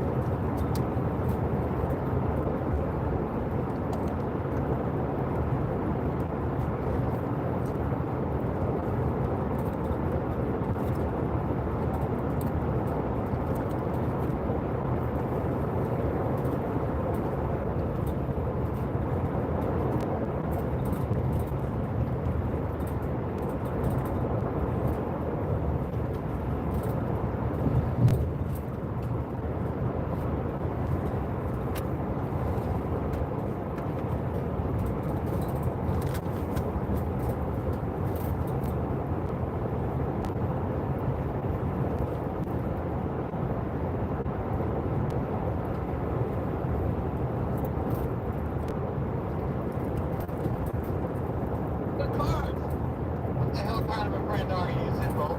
Relax, boy. This machine doesn't have any more guts under the hood than yours does. They're exactly the same. Guess this must be your idea of some kind of a joke, huh? Hey, I don't promise I won't outdrive you, though. Cannonball Butler is gonna win this race, with or without you. But even my hat. Who are you, Turkey? Wait a minute, Coy. Don't care going over 55. I think the police have their eye on you. It was my best friend, but he's crazy. Coy, you're really not going to make the drive all the way to New York. No, I'm not.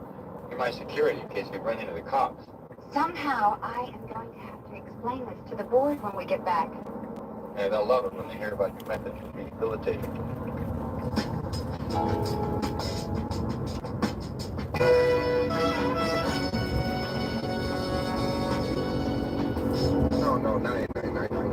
please to accept this award. Award.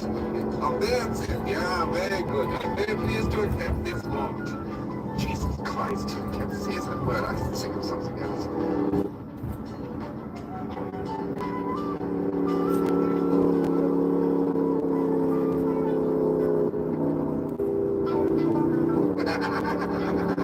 I got your doom card.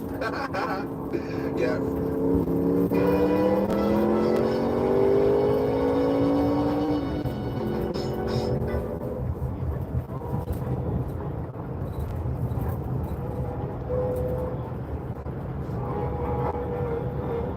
What is wrong with me? Oh, yeah. Benny, come in, sit down. You like cold porter? Yeah, sure. Let's do this. Something I'm writing myself.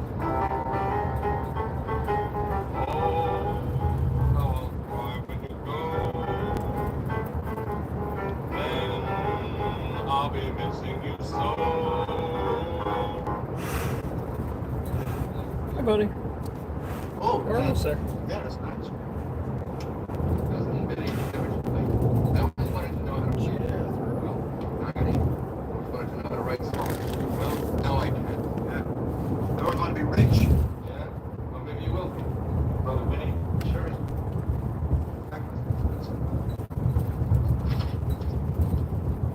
$10,000. I can't do it, Benny. You're not good for it. You know it, and I know. I set this deal up with you. You're gonna make a fortune. So you're starting to get shocked. Yeah? When is the pleasant event to take place? When he gets 165. I'm visit someplace. I even bribed those two keeping guys in the helicopter to keep tabs on the other drivers in the race. Just in case he gets moving a little too fast. So, he sells the company for $50,000. Oh, I hate to say no.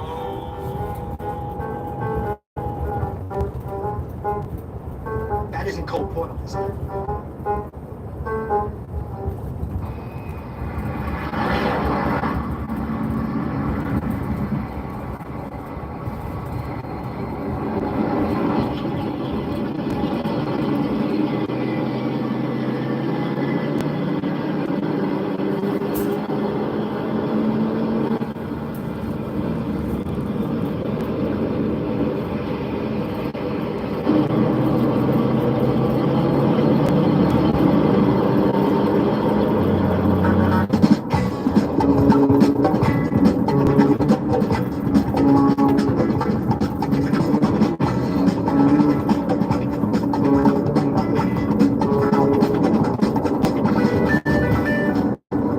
It's cooking. Looks like we have a little haze on my hands.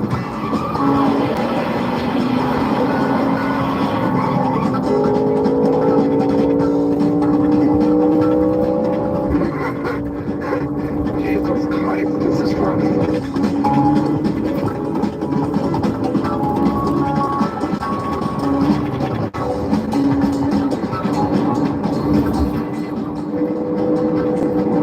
No, nice.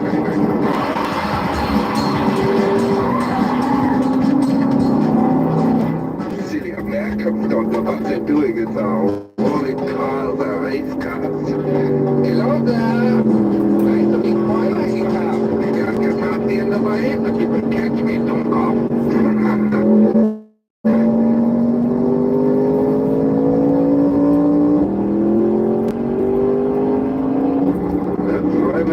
Something but knockers. I put this car to beat anything on the road. This car's a winner. There's some to drive for fun. There's some to ride for joy. But there's not a one can drive me while I like my... Uh-oh. Look at this thing coming here. God damn. There's nobody's got a chance against that car. That's one of the fastest production cars in the world. But there's not a one can drive me while I like my green-eyed Superboy. Mike, Benny, I want to make a little bet on the transmitter. JFK, now 40 minutes.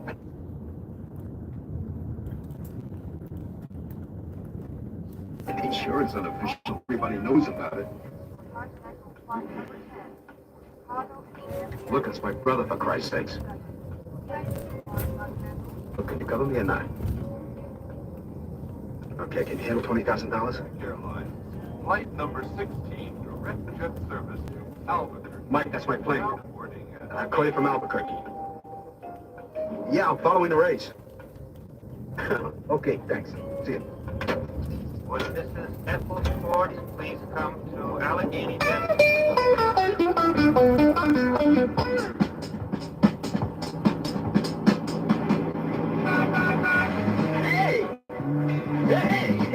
Hey, when you find you better come over here and ride with man who's gonna win this race by his feet. Buckle up to safety, fellas. I'm gonna put a little dent in our friend's head.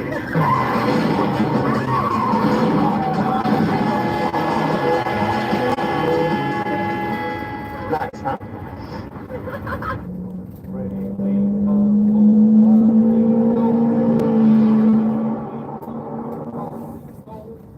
Do, re, mi, fa, sol, la, ti, do. Do, re, mi, fa, sol.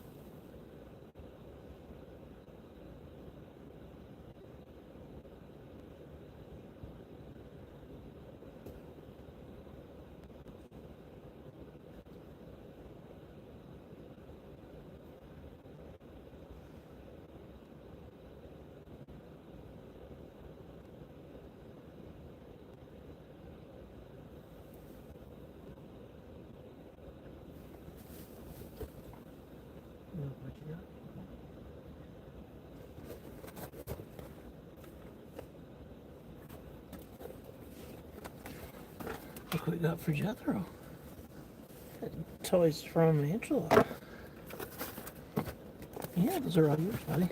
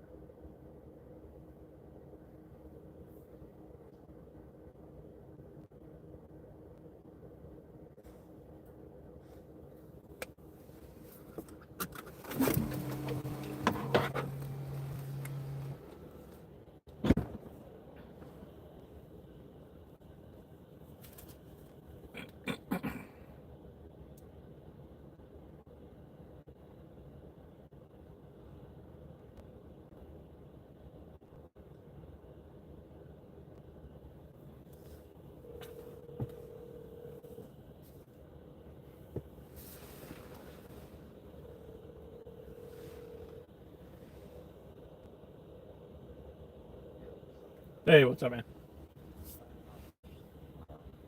I think I'm in your driveway. Okay. It's 2906, right? Yeah. All right, cool.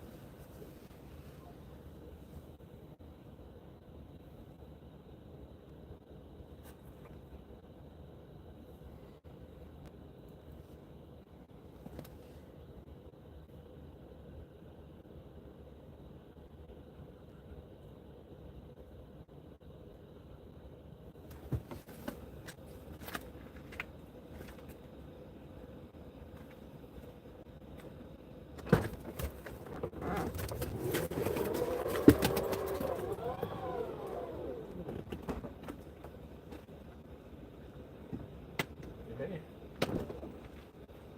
How goes it? You're sleeping? Not well. Yeah. I'm wired pretty good. I've been down in coffee. Cool.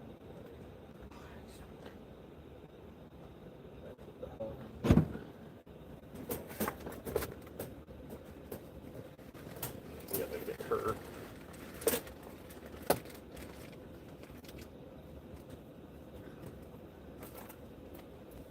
The backyard yard's been reclaimed by nature, so they'll have fun. Oh yeah.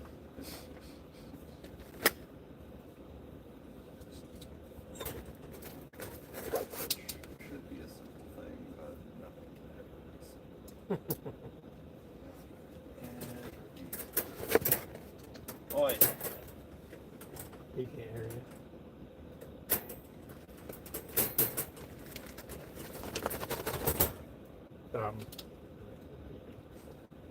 That's for Jethro.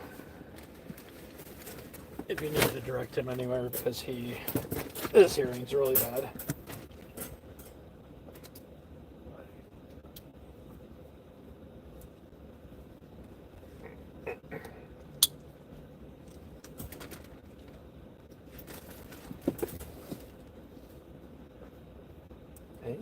Hang on, baby. Hang on.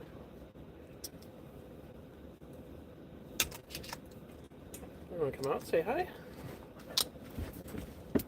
Yeah. Oh, how you doing, baby girl? I see you. Hang on.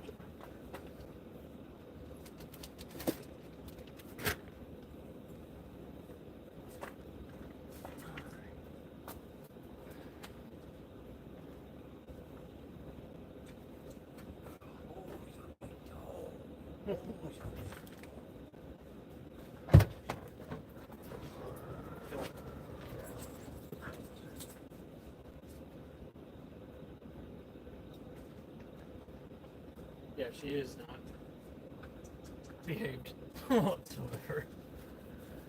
Joy. She can hear. She just doesn't. Well, she can hear, but does she listen? No. She doesn't.